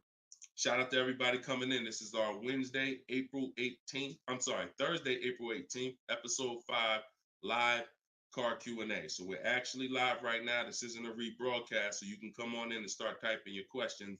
And we're talking thousands over here, not hundreds. Okay, so that's round 1 of the bank bidding war. Now, let's just say we do that and there's no special interest rates. Now we're moving on to round 2. But round 2 comes after we find our car. So once you find your car, no one has touched your credit with a hard inquiry yet. Pay attention. You have not heard me say at any time hard credit pull at all. When you're shopping for your cars, no hard credit pull. Nobody's running our credit while we're shopping. Once we find our best deal, once we find a dealer that's going to sell us the new car for the lowest price, we lock up that car, usually with a deposit, reserve it. And now what we're doing is we're telling the dealership, I'm going to take this buyer's order. You're going to get a buyer's order. You're going to come home, and now you're going to now the second round of the bank bidding war is about to start. You're going to come home. You're going to call your bank if you have one, or your credit union. This is when you're going to let them access your credit. Because if you've ever tried to actually get a bank to tell you what the interest rate would be, like a pre-approval, many of them, and if you've experienced this, I want you to type a 1, many of them will say you need to have a car first, right? If you've experienced that type of 1, you call your bank, hey, I'm trying to get a pre-approval. They're like, okay, well, we need the information on the car. And you're like, well, I'm trying to get the pre-approval so I can go get the car. So that's why we don't follow that process of getting a pre-approval beforehand. Look, Marinette, you've experienced it on Facebook. So when we look at having the buyer's order for the car that we reserved, you have everything you need now. You have everything the bank could want. And you're now going to call your bank, or if hopefully your bank and credit union has a website, you could do this all online, and you're going to get as many approvals, offers as you possibly can. In my book, I list a couple: your bank, your credit union, online banks, Lightstream, community credit union, everybody who can lend in your state, you want them bidding. This is very important because some of you haven't been trained to see. My job is to not teach you just how to buy from home and make people bid for your business. My job is to show you everyone willing to listen. If you're willing to listen, I'll show you where the hidden money is in your car deal, the money you have not been trained to see, or the money you've been trained not to look at. And the people who have trained you not to look at this money are usually the people that's making the money. So you have to see that one point. Let me give you a scenario here. Let's go to an auto loan calculator so you can see how much money is just in your car loan. Just in your car loan. And we're going to do a couple different interest rates so y'all can take this serious, and you'll see why you need to be getting multiple bids for your interest. So if I'm buying a $30,000, if I'm looking to borrow $30,000, let's take $30,000 for an example. Average, pretty good average. Average price of a car is probably higher than that, but let's use 30.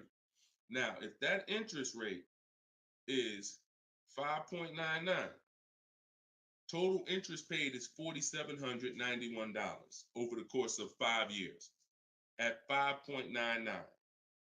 If the interest rate is 7.99, total interest paid is $64.89. That's over $2,000 difference. 2 points, $30,000 loan. Now, some of you are going to be borrowing more than that. Some of you are getting $50,000 loans. Interest at that same 7.9 on a $50,000 loan is $10,815 over 5 years. Now, if you can get 2 points less, 5.99, interest is $7,984. This is $3,000 difference. So, do you see how if you're not getting the best loan offer just as serious as you're taking trying to get the best price, you get a good price and then you'll give it back to the bank who's giving you the loan. So this is why we get big. So we're now going to let all these people run your credit. This is when you do your hard inquiry. You don't do it before this. Hard inquiries, credit unions, online banks, your bank, your credit union, everybody's bidding now. And now what you're going to do, once you take the best offer from that round, that's round 2, that's when you're going to call the dealer and you're going to tell them what that best offer is and see if they can beat it. Because the dealership has another 7 to 10 to 12 banks that they're going to be competing to try to get your business.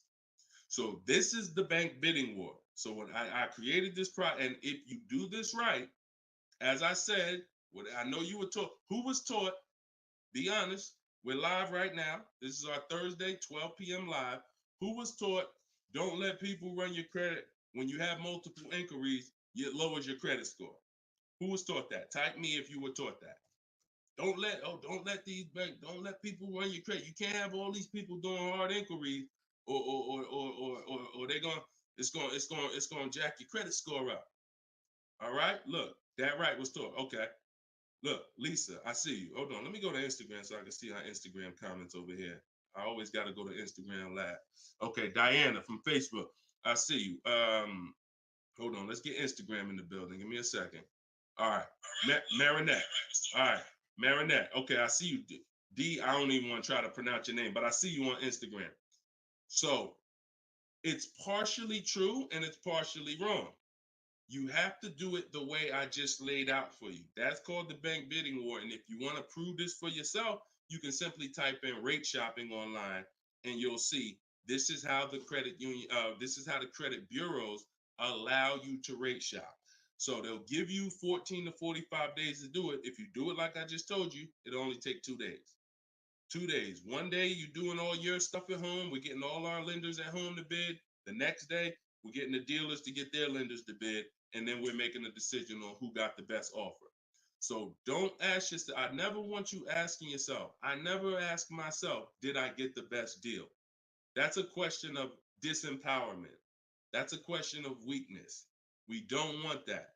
What you should be saying is, following this process, I guarantee I got the best deal because I got offers from all these banks. I can't get offers from 15, 20 banks and not guarantee I got the best rate. The way you shop, or you've been taught to shop or programmed to shop, you're only getting offers from one bank, or you're just letting the dealer do it all for you. That's where your buyer's remorse comes from. That's where your skepticism about, did I really get the best rate, come from. So we won't know what the best rate is until we get all the bids. And that's how we do it. So everything that I'm teaching y'all is part of what's in my book, rated 4.9 on Goodreads. It's called Cars from Home, 7 Steps to Saving Time, Money, and Avoiding Dealers. You could keep typing your questions because Dolan's going to pull the next question and you can put it up on the screen now, Dolan. Put the next question up. But all of you can get your copy for 75% off as long as you get to my website before the 30 minutes expires. This is a welcome offer. Normal price of the book is $97, and it's worth every penny. It's worth actually thousands. But special welcome offer, you get it for 75% off in my TikTok bio, in my Instagram bio, or in the comment section on YouTube or Facebook. Okay, this is Monty from YouTube. She said, my mother's looking to start a new lease soon, but she only drives 5,000 a year. What's the best option? Low mileage lease if she's not keeping the car. So if she's not keeping the car, Monty,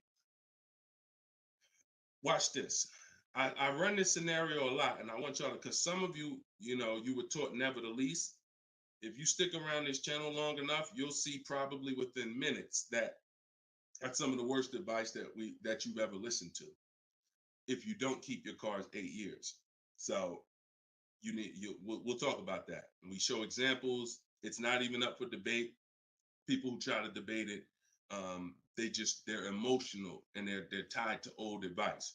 So once you have decided you're leasing, which means I'm not keeping my car 8 years, I want to avoid that depreciation, then I need to be shopping for aggressive lease deals, because it's the short term. Again, this is another unseen expense, depreciation.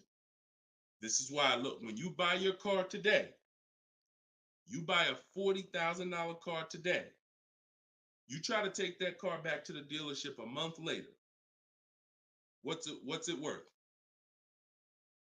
You try to take, you buy a car today for $40,000. You try to take that car back to the dealer a month later. Is it worth $40,000? Right? No. A month. You might have even not you might have not even driven it. But that's the way depreciation works. You don't have to drive the car. In fact, here's another scenario. You could park the car outside your house for a year. You buy it for $40,000, park it right outside your house, don't even touch it. Just start it every now and then to keep the engine running. You come back a year later, that car is not worth $40,000. It's worth probably $32,000. Dang, how did I lose that much value and I didn't even drive it 1 mile? Depreciation. That's called the unseen expense. So whenever you hear me talk about the unseen expense, it's depreciation. So your job is to find the strategies, which is what I teach, to make sure you avoid the depreciation hit. So if you buy a car, Monty, even if she doesn't drive it, even if she only drives it 5,000 per year, 5,000 miles a year, like you're saying, she's losing value. And what she's doing when she replaces the car is she's hoping she could get some of that value back that she lost. It really never happens. Who understands that when you go to trade your car in, you never get what you really thought you were going to get for the car, right? Now I'm going to ask you a question. Everyone who has a car outside that's 10 years old or more, 10 years old or more, type me in the comments. Matter of fact, let me know how many years you've had the car. That's a better one. Type how many years you've had the car.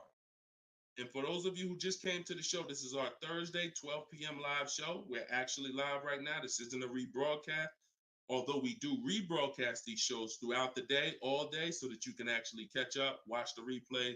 But this is our time. We're live Monday, Tuesday, Thursday, and Friday, 12 p.m. and 3 p.m. Make sure you're here. If you want to engage with us, make sure you're here. If you want to tell your friends, this is the time to be here. Okay. So we got people 11 years. Can Skin on Instagram, 11 years, 13 years. Jessica on YouTube, I see you. 6-year Jeep Wrangler. Well, I wanted to hear from people who are longer. 2018 Sakia. So, all right, 15 Tahoe. Okay, I'm talking about the people who've had a car 10 years or more. One thing about you that listen, are y'all worried about how much you're really going to get for that car? Are you overly worried about it? Most of you are going to say, no, not really. It's worth a couple thousand, but you've used most of the value. You understand that? Look, Big Meek said I got 08 4Runner on TikTok. So we understand when you have kept your car long term, I'm not concerned with resale value much, because my whole goal with having this car was to use up most of the value. So that's what you do if you're a buyer. If you're not going to get to this level, this is what I'm telling you. that you are now losing because the depreciation of your car is the highest in the first 5-6 years. So in order for you to win, you have to keep that car, what I call the 8-year rule. 8 years, that's when the depreciation starts to level out, where you're not losing value like this. And so regardless of how much you're driving, that's not the key. That's not the key. Monty's mom is driving 5,000 miles a year. Who's a high mileage driver driving more than 18,000 miles a year, type HM? I want you to know, I want to cover all the bases for this question here. Oh, what doesn't matter whether you're a high mileage driver, low mileage driver, it has nothing to do with how much you drive, because that's not what's killing you. It's the depreciation based on the time you have owned the vehicle. And if you're not keeping that car 8 years, you should be shopping for aggressive leases. Now, before we go to the next question, I'm going to show y'all an example of why it is impossible.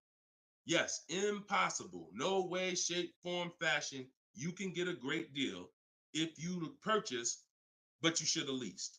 Okay? Let's use this scenario. Let's use Frina. Let's use Frina as an example. So Zafrina, she picks up, and you can see this date. She's recent. This is just, not too long ago. So Frina gets a $65,000 Jeep Grand Cherokee. She uses my system. You can see she uses the Cars from Home system, where she gets bids, multiple bids. We get at least 5. So don't look at this price and be like, oh, Deshone, that looks incredible. Yeah, that's because we get this through bidding. You get the best price. That's what we do here. So stick around, you'll understand if you're new to the show. But she's paying $579 a month for a $65,000 Jeep Grand Cherokee. Just so we can, let me level this out for y'all. If she pulls up to someone who decided to purchase because they didn't understand leasing, or they was taught never lease, so they're going to go in, they want that same truck as her. Let's just assume they got a ridiculous, how much is a great discount on this Jeep? I want to use your numbers. Type in the comments, what do you think is a great deal, a great discount? She go in just don't be realistic though.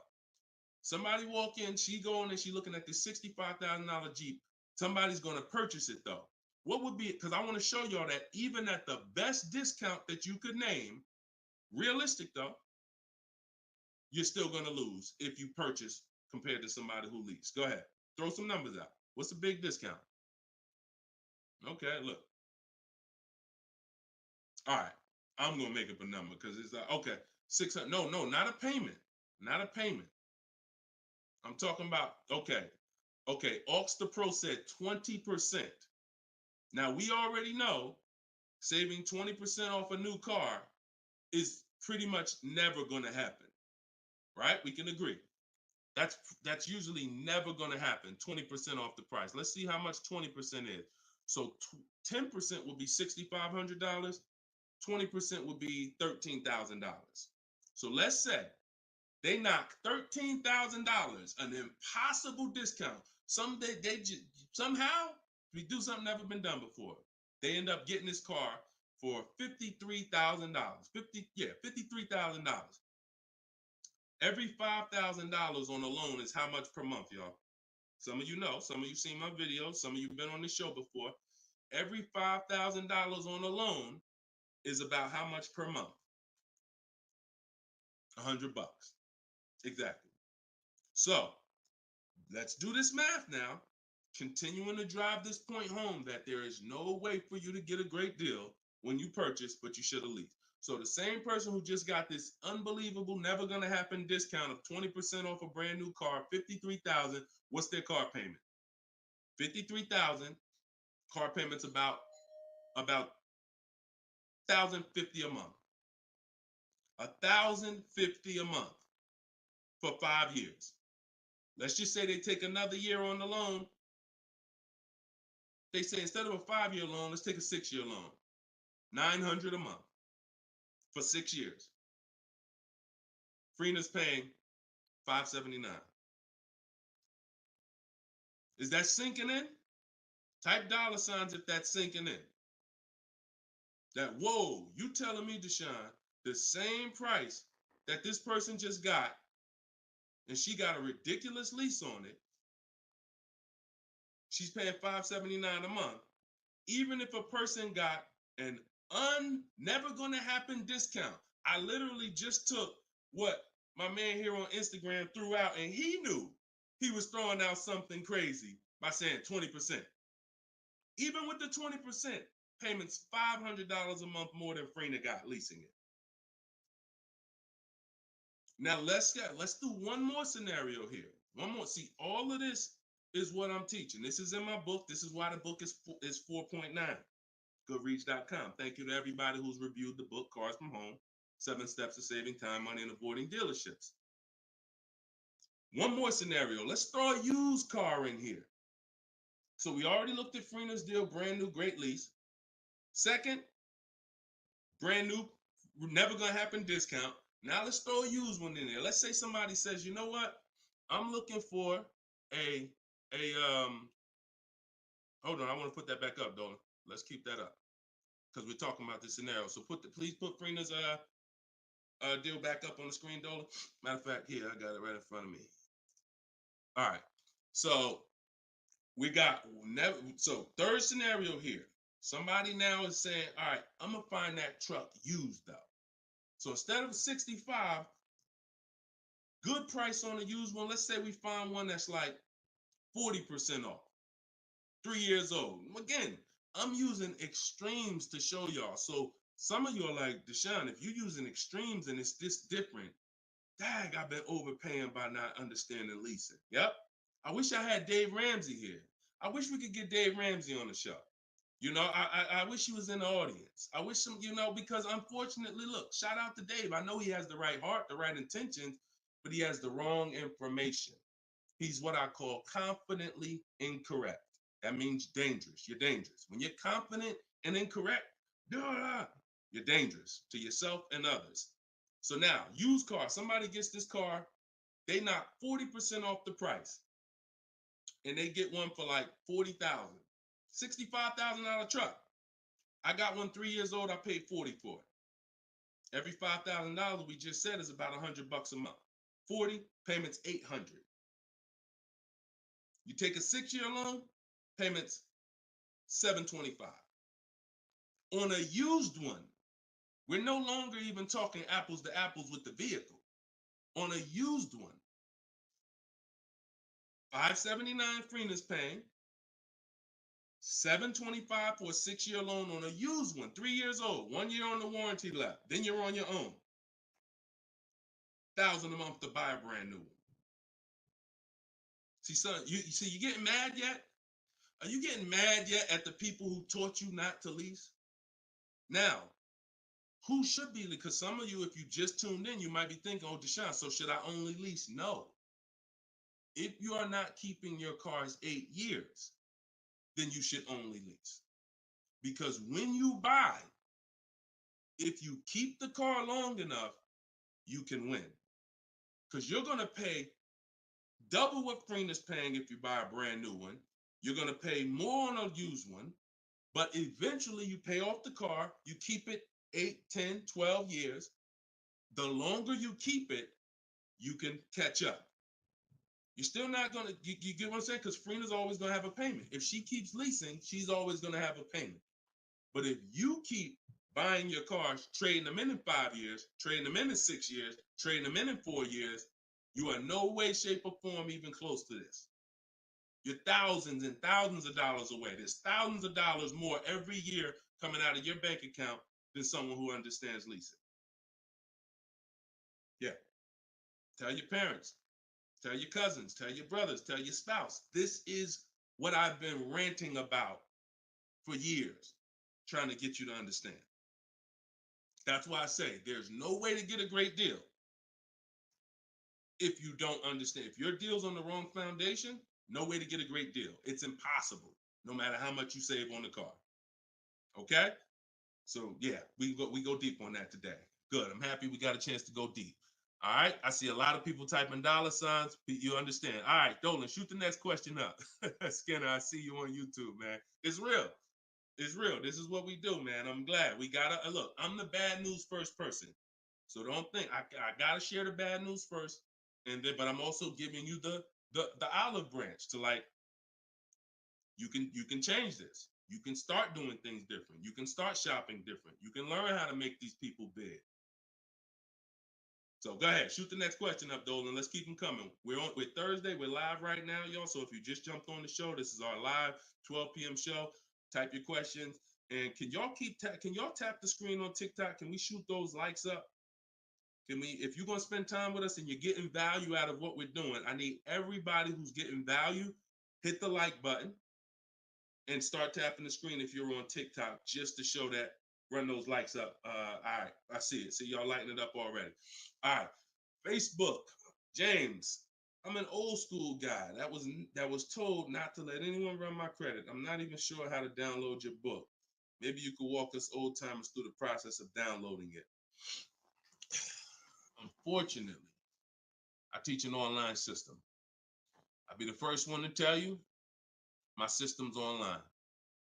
My system's right here in front of a computer. I've worked personally with probably 1,600 people personally in my coaching program since 2021. They got to know how to use a computer.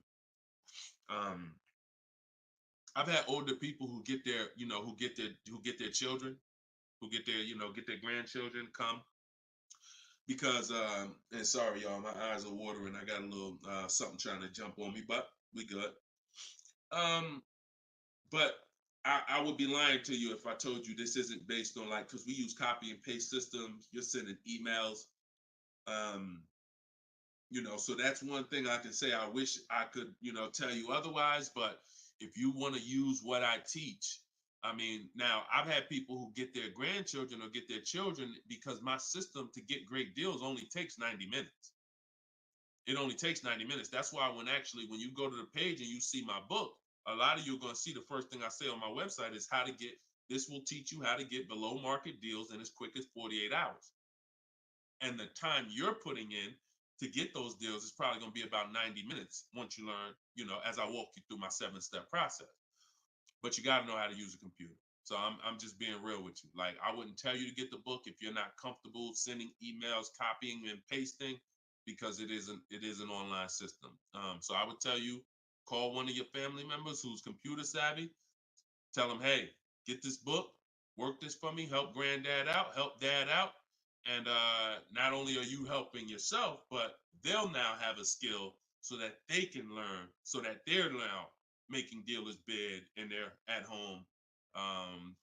That's just me being as honest as possible with you. All right.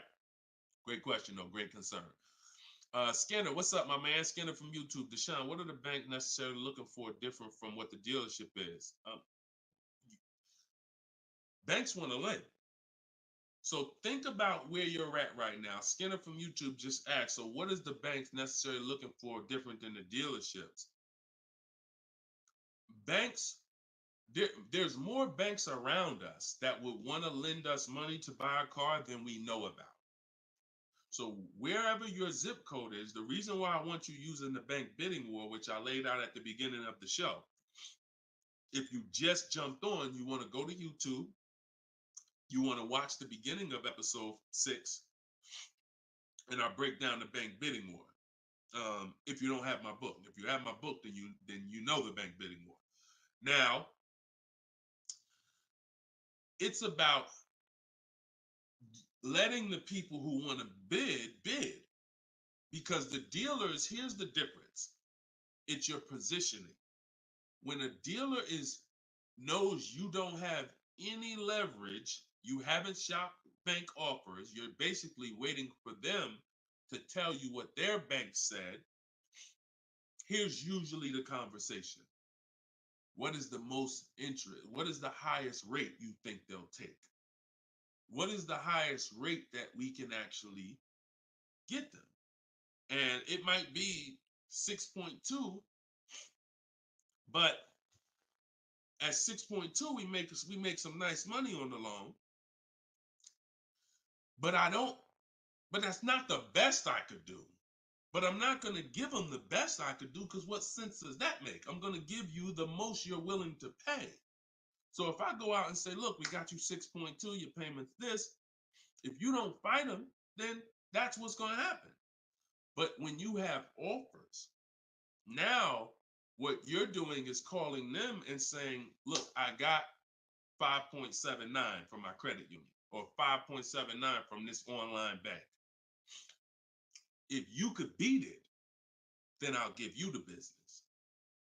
Not only does this make for a good relationship because you're giving them the opportunity versus saying, oh, I'm not letting you get the opportunity. This person has 7, 10 banks.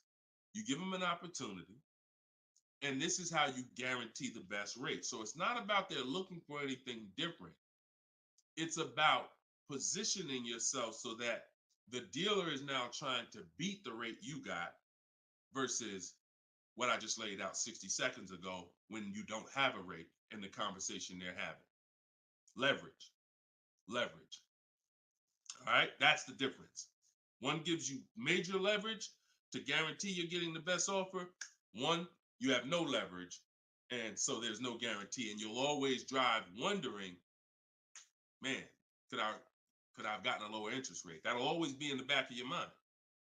So we want to eliminate that. All right, great question, Skinner. Go ahead, Dolan. Next one.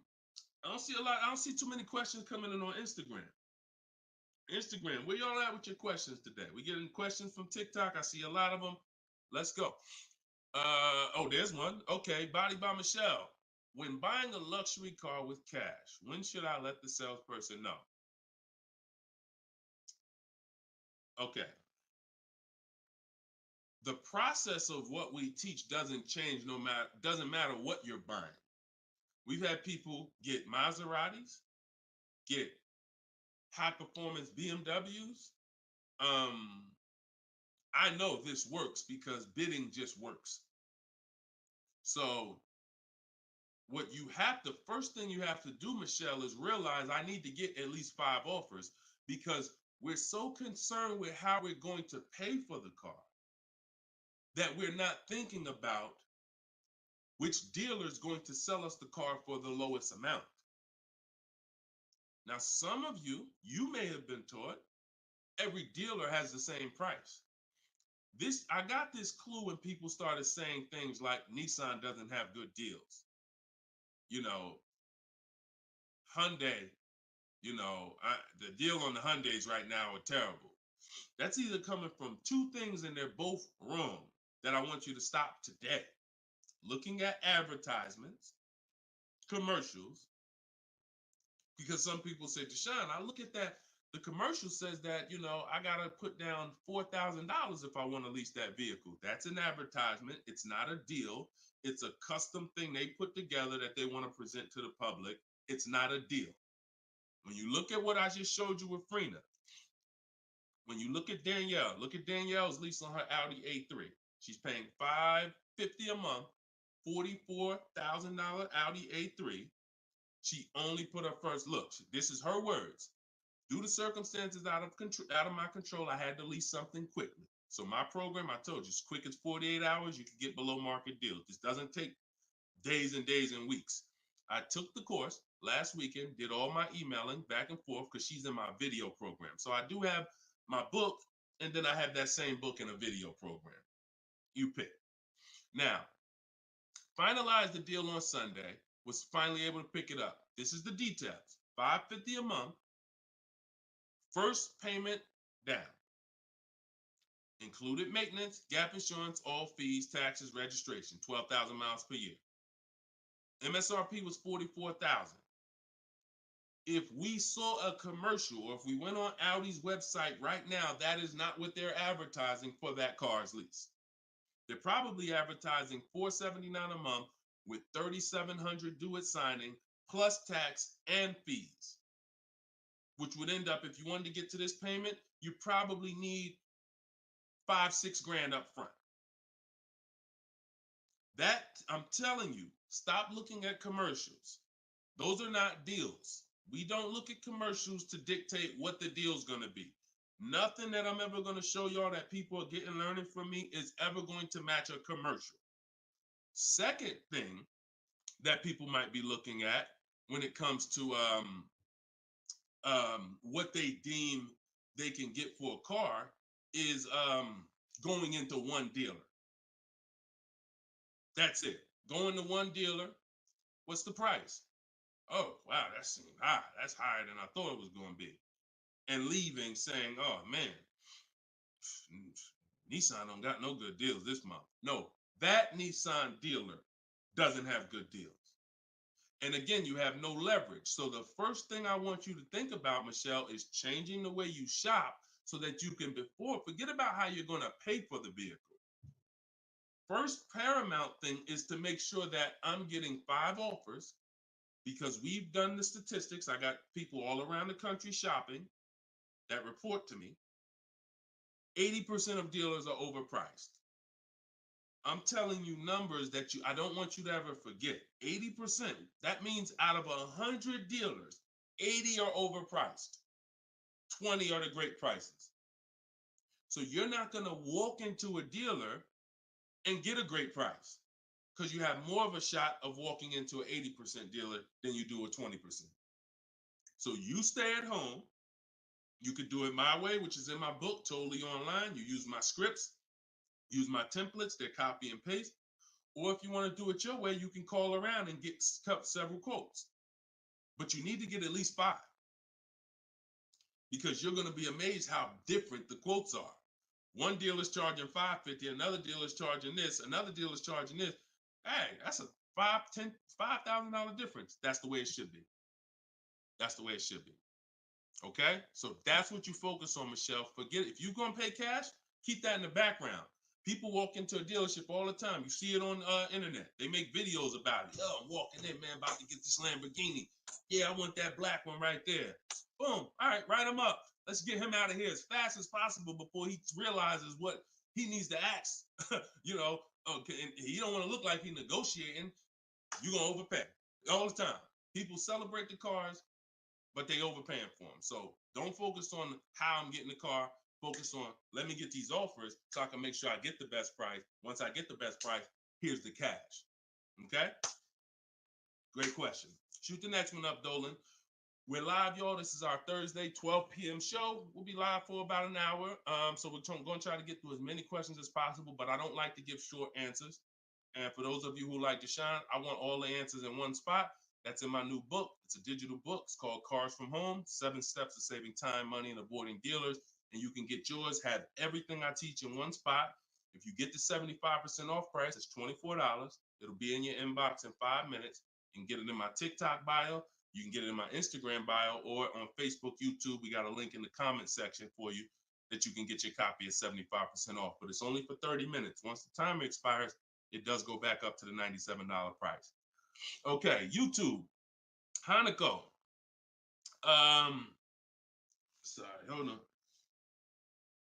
Eyes water, I'm sorry. All right, YouTube, Hanako. What if you guess incorrectly on what your yearly mileage will be for a lease? Can you renegotiate your lease if you will go over the mileage? So some brands will let you buy mileage before the lease ends. So you can buy them, but I think BMW has it where you can buy the mileage for like 15 cents, but you can't be within like the last 3 months or last 6 months, something like that. So everybody, if you do have that option, you want to call your leasing company and you want to see. But I teach to estimate your miles. Like I have a chapter in my book. It's not even a chapter. It's like a little section called Choose Your Mileage Wisely, where we walk you through the math. Now, sometimes lifestyle changes. You were working 10 miles from home. Now you're working 30 miles from home. That's understandable. What I like to do is we always do an equity assessment. Who has a lease, but you didn't know you could sell leases? Type of question mark.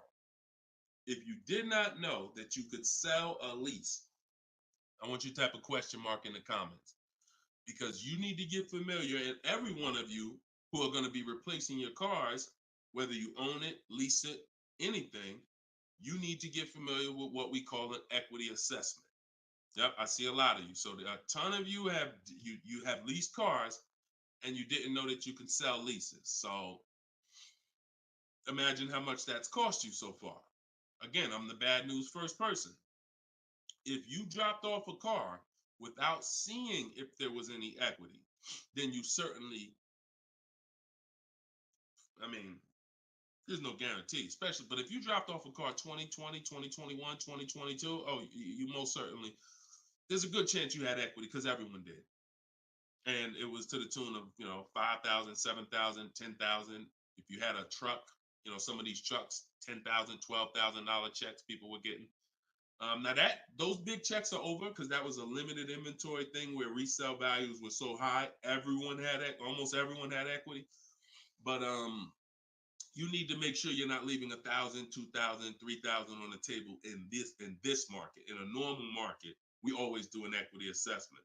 So if you're going over your miles, you want to do an equity assessment to see if you can sell it. Because if you sell it, you're out of it, and you can just go lease a new vehicle. But so the equity assessment is you call your bank, you get your payoff. You go, once you have your payoff, you want to ask them. It's only for leases. The second question is only for leases. Do I have a third party restriction? If they say yes, you just need to make a note of that. If you don't have a third party restriction, and there's several brands that don't, Chase, Toyota, Mazda, there's still a couple leases out there that don't have third party restrictions, then you're going to go and you can sell to any of the online bidders, highest bidders. You get all these offers. And look, let me be clear on when you should be doing this. Before you ever think about shopping for a car, you gotta take care of your equity.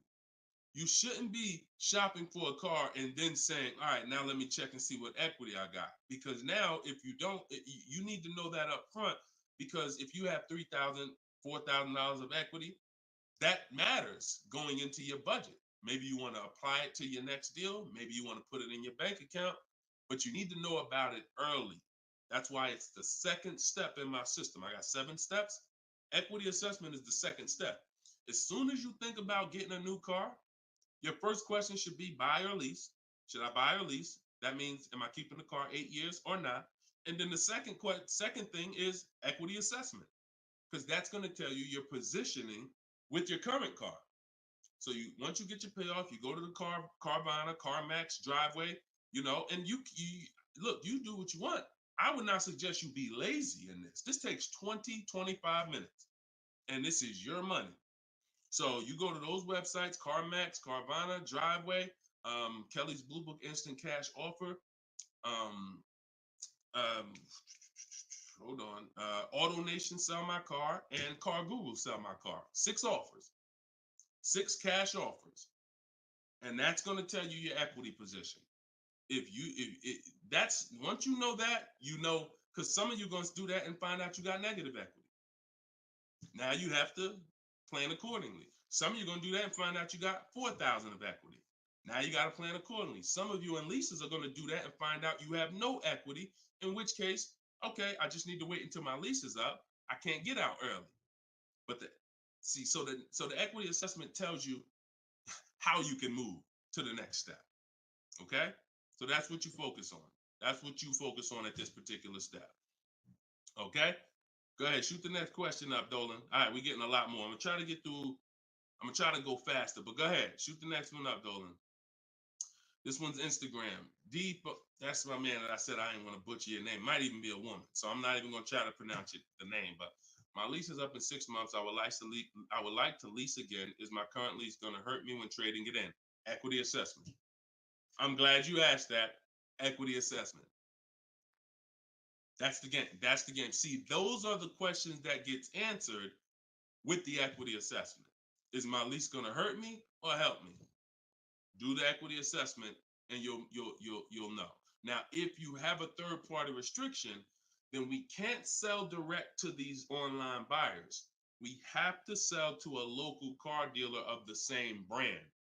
So I have a script in my book where I walk you through talking to used car managers so that you can actually sell your car locally to them. You're selling a 2 or 3 year old car, usually good mileage for most. We need to sell that car to a local used car dealer, but we are still getting bids. We're not walking in. This is what a lot of people did. You may have did it. Man, I got a third party restriction. I'm gonna just walk into the dealer. hey, yeah, look, I know I got equity. You don't realize how you're making it hard for someone to even help you because you don't know how much equity you got, and now you're coming in and you're not really saying what you know. When you're at home and you're talking to managers, you're talking to people and getting offers for that car, you can speak intelligently. And we only talk to used car managers in those cases.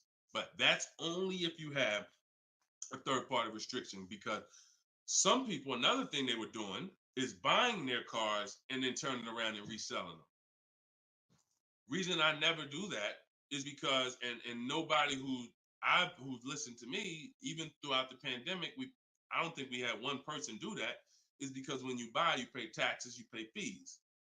So yeah, if I had 5,000 in equity and then I buy the car and resell it and then I pay 4,000 in taxes and fees, by the time the title gets to me and all of that, I might break even. When we sell direct to a used car manager, a local dealership, we don't pay those fees.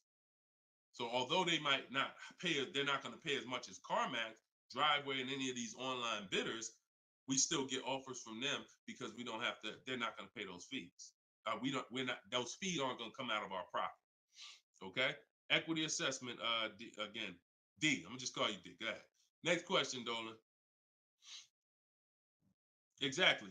Exactly. Auto advisor. Equity assessment. How'd you come up with the auto advisor? That's so funny. I'm just not used to seeing, I'm not used to seeing anything that says the auto advisor unless it's there's a lot of Deshone the Auto Advisor accounts going around inboxing people to buy crypto. I don't do anything but car education. So if it ain't about Cars from Home, my book, if it ain't about Cars from Home, my video library, it ain't about my coaching program, then it is not me. Stephanie from TikTok. So you can ask any lender, even if they don't work with them directly at the dealership? Absolutely. These people lend money. They don't care about selling you a car. People that lend money want to give you a loan. Good question. Absolutely. Go ahead. Shoot the next one up, Dola. All right.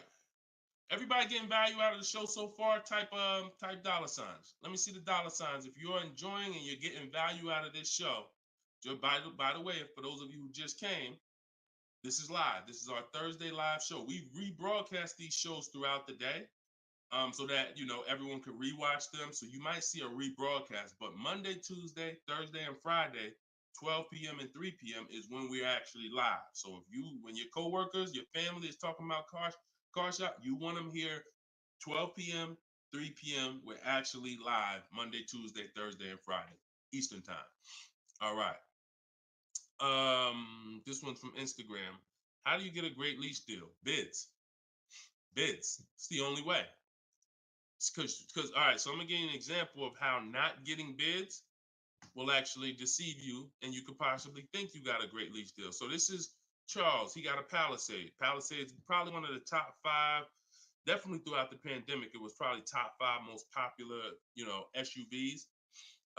People were overpaying, and I don't want to, I don't, you might have one. And, unfortunately, a lot of people overpaid for these, and they're still overpaying for them. So he reached out to 3,500 dealers. Now he used my system. So this probably took him about 25 minutes. I have something in my book. My strategy is called the 25 to 5. What that is we're connecting with 25 dealers online. And our goal is to get 5 offers. Because if you want to show earlier, I told you 80% of dealers are overpriced. So we're going to get 5 offers, and they're going to be about $150 to $200 apart minimum. Your best offer when you get bids is going to be about $150 per month to $200 a month cheaper. Now, if you're purchasing, hold on.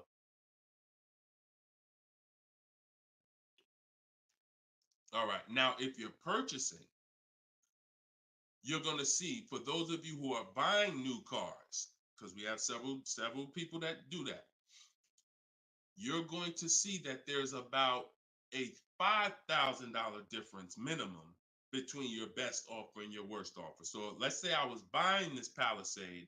When I get my bids, my best offer to my worst offer is going to be close to $5,000 difference. That's when you know you're doing it right. because we get below market car deals. Some people get market value car deals. Some people pay above market value car deals. Depends on the skills they have. So he got bids. He did this, used my system. Took him probably 30 minutes to reach out to 35 dealers, maybe 25 minutes, and he got 10 quotes. Offers range from 1.23 to 1.66. Now, that's what that's what I'm telling you. The 1.26 lease that he ended up getting a 1.23 because we always send a counter offer. I have a calculator in my book where you put it in. We must send a calculator. We must send a calculator. We must send a counter offer. So he ended up closing the deal at 1.23, all online. Never spoke to the dealer until he was ready to lock up the deal. But see the difference, 1.23 to 1.66. That means he's looking at offers. His best offer was $597 on a $48,000 Hyundai Palisade. His worst offer at 1.66, that same 1.66 divided into 48,500. Hold on. 1.66 times 48,500 would be about 700, 900, call it $800. So he's getting offers. That's when you know you've done it right. So to answer your question, Tobo, how do you get great lease deals? Bids. It's the only way. It's the only way. So his best offer is $597. The worst offer he saw out of all of them, he got 10 of them, was $800. Same vehicle. 80% of dealers are overpriced. Okay? Must get bids if you want to get deals like this. Only way. All right? Shoot the next one up. Now, look, hold on real quick. I want to say one more quick thing. Until you get bids and you have enough bids, you might think you got the best deal, but you just don't know what the best deal is. See, you're going off your gut. If you're going off your gut, look at Kimberly. Kimberly saved $20,000 on her Maserati. It's a $91,000 vehicle. She posted, the one she ended up getting was 91 because a dealer near her ended up beating this offer she had, but it was an $86,961 Maserati. They offered it to her for $66,261. So they're taking 20 grand off. But she had offers that were 10 grand off. She had offers that was 12 grand and 8 grand. And if she would have tried to assume, well, damn, 8,000, that feels good. I mean, shoot, brand new Maserati, taking 8,000 off. That gotta be a deal. See how much money she would have left on the table? See how much money she would have left on the table? So we cannot assume. We get multiple offers. We look at the lowest one. That's how we guarantee. All right? Go ahead. Shoot the next one up, Dolan. Great questions today. Great questions. Let's go. All right. We got Emo on YouTube. I test drove an MD. I'm test driving an MDX soon. Okay. I test drove an MDX as soon as we finished. They tried to get me to run my credit. I told them I'm shopping dealerships, didn't like it, so the manager came in the office and tried it. No again. 100%. You look, y'all. If you don't have a plan, you're under someone else's plan. You follow me? I'm gonna say that again. If you got a light bulb emoji, type a light bulb emoji, type a gem emoji. Remember this. If anytime you don't have a plan, you will be subject to someone who has a plan. And there's nobody that has a plan like car salespeople. We know what we're doing. We are not trained in much. We're not trained in finance like we should be. We're not trained in buying versus leasing like we should be. We're not trained in resale values like we should be. We're not trained in insurance products like we should be. There's more insurances to consider with a car than there is a house. Kid you not. Extended warranty, that's an insurance policy. You might use it, you might not. Tire and wheel, that's an insurance policy. Gap insurance. You have auto insurance. There's multiple insurances that you need to consider in this business, when you're buying a car, when you're leasing a car. We're not trained in none of that like we should be. But what we are trained in is how to make sure we have enough information to sell you what we want to sell you. And so if you don't have, and the least, the people with the least integrity, they are certainly going to try to pin you down with the credit check. Can't give you a credit. I can't give you a quote without your credit. Come in. I need you to be here. When can you come? First question they ask, y'all, right? Who's getting phone calls from dealers right now? Raise your hand and type me if you're getting phone calls from dealers right now for any reason.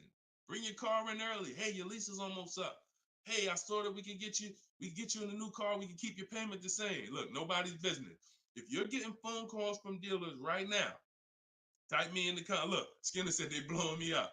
So understand the reason why they're doing that is because they want to pin you down. It's just come on in. When can you come in? When I can come in, I get you to talk. Numbers in here, it means you're pinned down. You cannot do this. You're losing all your leverage. So that's why I'm telling you, you're going to shop with a plan if you're following what I'm telling you, if you're following what I teach. Some of you have my book already. Shout out to those who have my book. We're rated 4.9 on Goodreads.com. Appreciate everybody who's reviewed the book. You can get yours for 75% off. It's normally $97, but in my TikTok bio, 30 minutes only, you can get it for 75% off. Instagram bio is $24 if you get the deal in the comment section. But you must have a plan because they have a plan and you don't know who you're dealing with. So that's all I can tell you. But I'm glad you stuck to the guns. Even under the pressure, you didn't let them run your credit. You stuck to the guns. Way to go. All right, go ahead, Dolan. This one's from TikTok. Better to buy used or new? Planning to keep longer than 8 years. Thank you for all that information. Letting me know you understand the 8-year rule. I appreciate you. That's a matter of, okay, so if I'm buying to keep more than 8 years, right? Only question between new or used is a question of budget. Can you get everything you want and need in a new car for your budget? Once you get all your bids, can you get all those bids? Is the best bid that's going to win your business on a new car in your budget comfortably, then get a new car. But now some of you can't afford a new car that covers all your needs. Needs are the most important thing you need to think about. You need to know the difference between wants and needs. Needs is, I got 3 children, I need a third row. Need is, I drive on the highway a lot. I need a car that has good acceleration. That's needs. Needs are things where if you don't get them, you're not going to like the car, you're going to trade it in because it's not doing the basic things you need it to do. That's needs. Wants is, I like to have the sunroof. I don't need it though. But if I can get it in my budget, I'll take it. I like to have this. I like to have that. These are wants. You got to know the difference. Unless your budget can buy everything. But if you can't get everything you want and need in a new car for your budget, then we go used.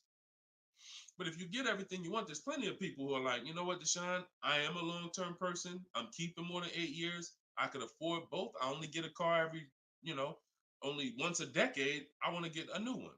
That's fine. And some of you are like, you know what? I really want to go with even more value. So I'm gonna look to get a pre-owned one, not 30% off the price, 20% off the price, 40% off the price. That's fine too. There's no right or wrong there. Just go through it and pick the one that works for you. Great question. Okay. And now I have while you putting the next question up, Dolan, my process for shopping for new cars and leases is totally different than the process we teach on shopping for used cars. It's entirely different. One is called the 25 to 5, where we're reaching out to 25 dealers online, connecting with them, looking to get 5 offers. The other one is the multiple marketplace strategy, where we're on all the online marketplaces where used cars are, and we're narrowing down. We're looking at the used car market, the low prices. We're turning on alerts on our phone so we get notified whenever there's a new car that pops up. Totally different process. Both are online, But with a used car, we cannot do 100% of our transaction online. Sometimes with new cars, we've had people who never left their house. They just went to test drive the car and everything was done online and the dealer delivered the car to them. That's fine because it's a new car. No one drove it. With a used car, we must test drive. So we can only do about 90% of our process with used cars online. 10% has to be in the dealer. Okay. Miss Dollface on Instagram. When is the best time of the month to purchase a car? There is no best time. And I'm going to tell you why. I know you pal. What's the time that you've been taught? I want to hear from you. Like, go to your keyboard right now. What is the time that you've been taught is best during the month to buy a car? And we got a bunch of people on here, a bunch of different people. Tell me the time that you've been taught is the best time to buy. And then I'm going to tell you why that's not the best time. Right? And I know what everybody's going to say. We all going to say the same thing because we were all taught. Well, now I can't say we because I was in the business. Exactly, HBD, end of the month. Cherie said November. Tothy on Instagram, end of the month. Look, Skinner, around the holidays. So your answer, Skinner, was about the same as Sharice. November, coming into the holidays. Now, I want you to picture any other business because what I'm trying to get you to see is that you are taught, programmed to shop for cars different than you shop for everything else in life. Everything else in life, because if you had a business where every single time at the end of the month, just dozens and dozens of people just came into your store because that's what the marketing did. Are you more, and let's really use some real terms here. Are you more desperate to sell something when the store is packed? Or are you more desperate to sell something when the store is empty? See, I want to tell you a story. If I could get you to continue to keep these stories in mind, it'll answer your questions. Now, obviously, everything's in my book. Some of you have my book and you understand all of this is laid out for you. But even as you're listening, I want you to grasp concepts that you're going to see. Are you more desperate to sell something when the place is exactly, Toothy, when the place is empty?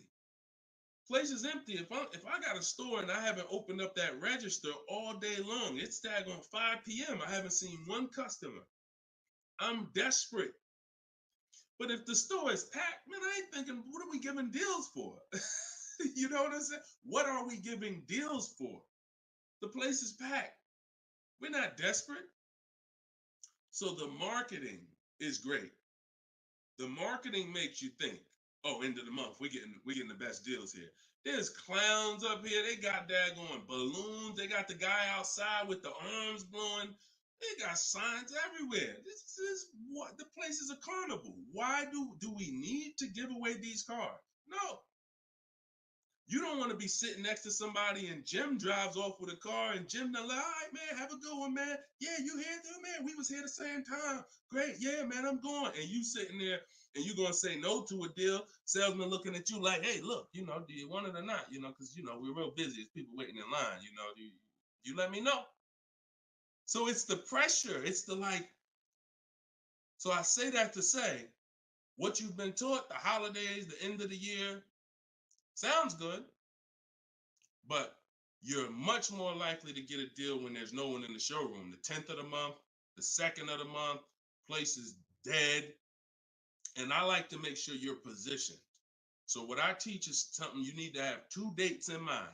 2 dates. Every time you're shopping for a car, I teach you need to know these 2 dates. The as soon as date and the no later than date.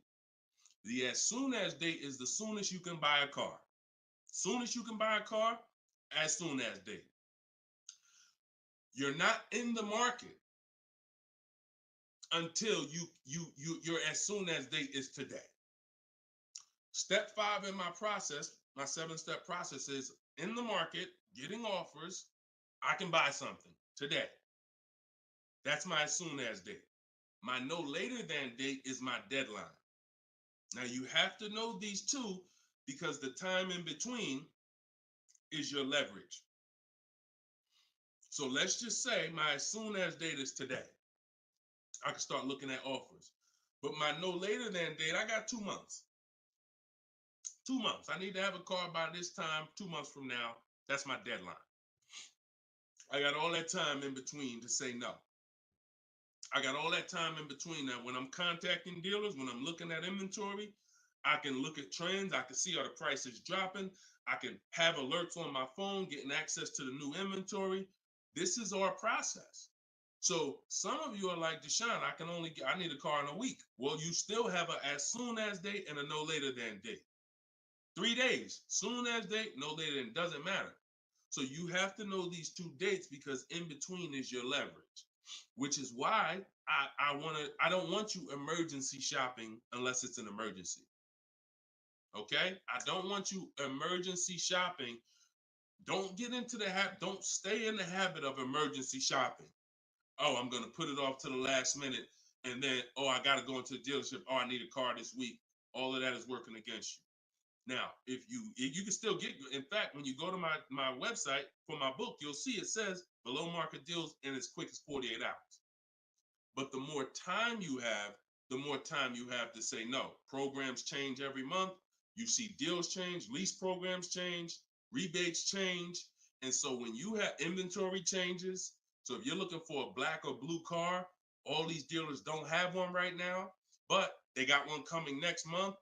You can, that's fair game for you because you have time. So these are all the benefits of getting in the market 3 months early and learning how to look at the deals. If there's a great deal now, we jump on it. If there's not, okay, I'll look next month. And that's what I did when I got my mother's lease on her Mazda CX-5. October, I was looking at the deals. I didn't like them. Got all my offers. I said I didn't like them.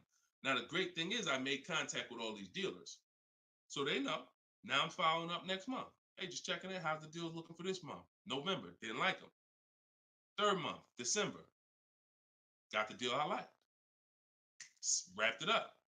So don't always think time is an asset. Time is an asset. Now, if it's an emergency, that's fine. We got to get a below market deal. We only got a week to do it. That's fine. You better have a strategy. But if you have the luxury of time, we use that to our advantage. So I wouldn't say there's a best time of the month to purchase a car. But if you're in the market and you're positioned, here's another thing you're positioned for. Every now and then we come into the dealership. When I was at Mercedes, when I was with General Motors, it happens all the time throughout the year. It could happen on the 10th of the month. It could happen on the 12th of the month. It could happen on the 8th. We don't know when this is going to happen, but this is the conversation I'm about to give you a behind the scenes look of exactly what happens and why I want you to be positioned. We come in, they look at the numbers on the board. Sales manager looks and says, man, we got 20 cars sold for the month. We are way behind our objective. All right, listen, call everybody anybody you got, anybody that's real, anybody that's a real buyer, call them. We're not turning down any serious offer today. You want to be the person that's positioned. Hey, Jackie, and they're usually emailing us because we don't talk to, nothing that we do requires talking to salespeople. So they be email, hey Jackie, hey, it's Ray over at such and such. Were you still looking for that car? Have you found it yet? No, okay, I know the quote I gave you before was $550. I know you wanted to be here, but my manager said, listen, we'll take any offer today. We really want to move a car. See, you were taught that only happens at the end of the month. It doesn't. You got to be positioned. You got to be positioned. And so that's the luxury of time. So this is what it is, y'all. I want you shopping with a strategy. Like, this is what I want you shopping with. All of this is in my new book, Cars from Home, 7 Steps to Saving Time, Money, and Avoiding Dealerships. Learning the science of making dealers and banks bid for your business while you sit at home, getting below market car deals in under 90 minutes. And you can get your copy for 75% off in my TikTok bio, in my Instagram bio, or you can click in the comment section on YouTube and Facebook. We got a comment pinned for you guys. Or if you're watching us on TV, you can scan that QR code with your phone. Get your copy, use it, use everything in it. I'll walk you through everything in there. Leasing is in there step by step. Purchasing new cars in there step by step. Purchasing used cars step by step. High mileage drivers, I got 2 strategies for you. If you're a short-term high mileage driver, everything's in there step by step. If you have credit issues, I walk you through step by step. So get your copy. We are back live for episode 7 at 3 p.m. And like I said, this is not a rebroadcast. We do these live shows Monday, Tuesday, Thursday, and Friday, 12 p.m. and 3 p.m. So we'll be back for our next segment in a little bit if you want to join us. If not, tell your friends about us, and we look forward to it. We always look forward to the people who are ready to change their life, empower themselves, stop shopping like desperate victims, begging people to help you, begging people to give you a car, begging people to help you. Please, can I get no money down? Going in with wrong information. Down payments are illegal. All of this stuff that is just totally terrible. It's no other way to put it. It's just terrible.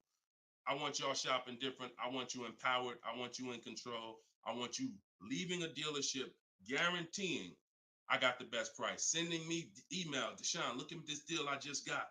I got all these offers. Look at this used car I just got. I got 40% off the brand new price. That's what I want you emailing me. Empowered, and that's what we're going to get to. God bless y'all. I'll see y'all on the next segment.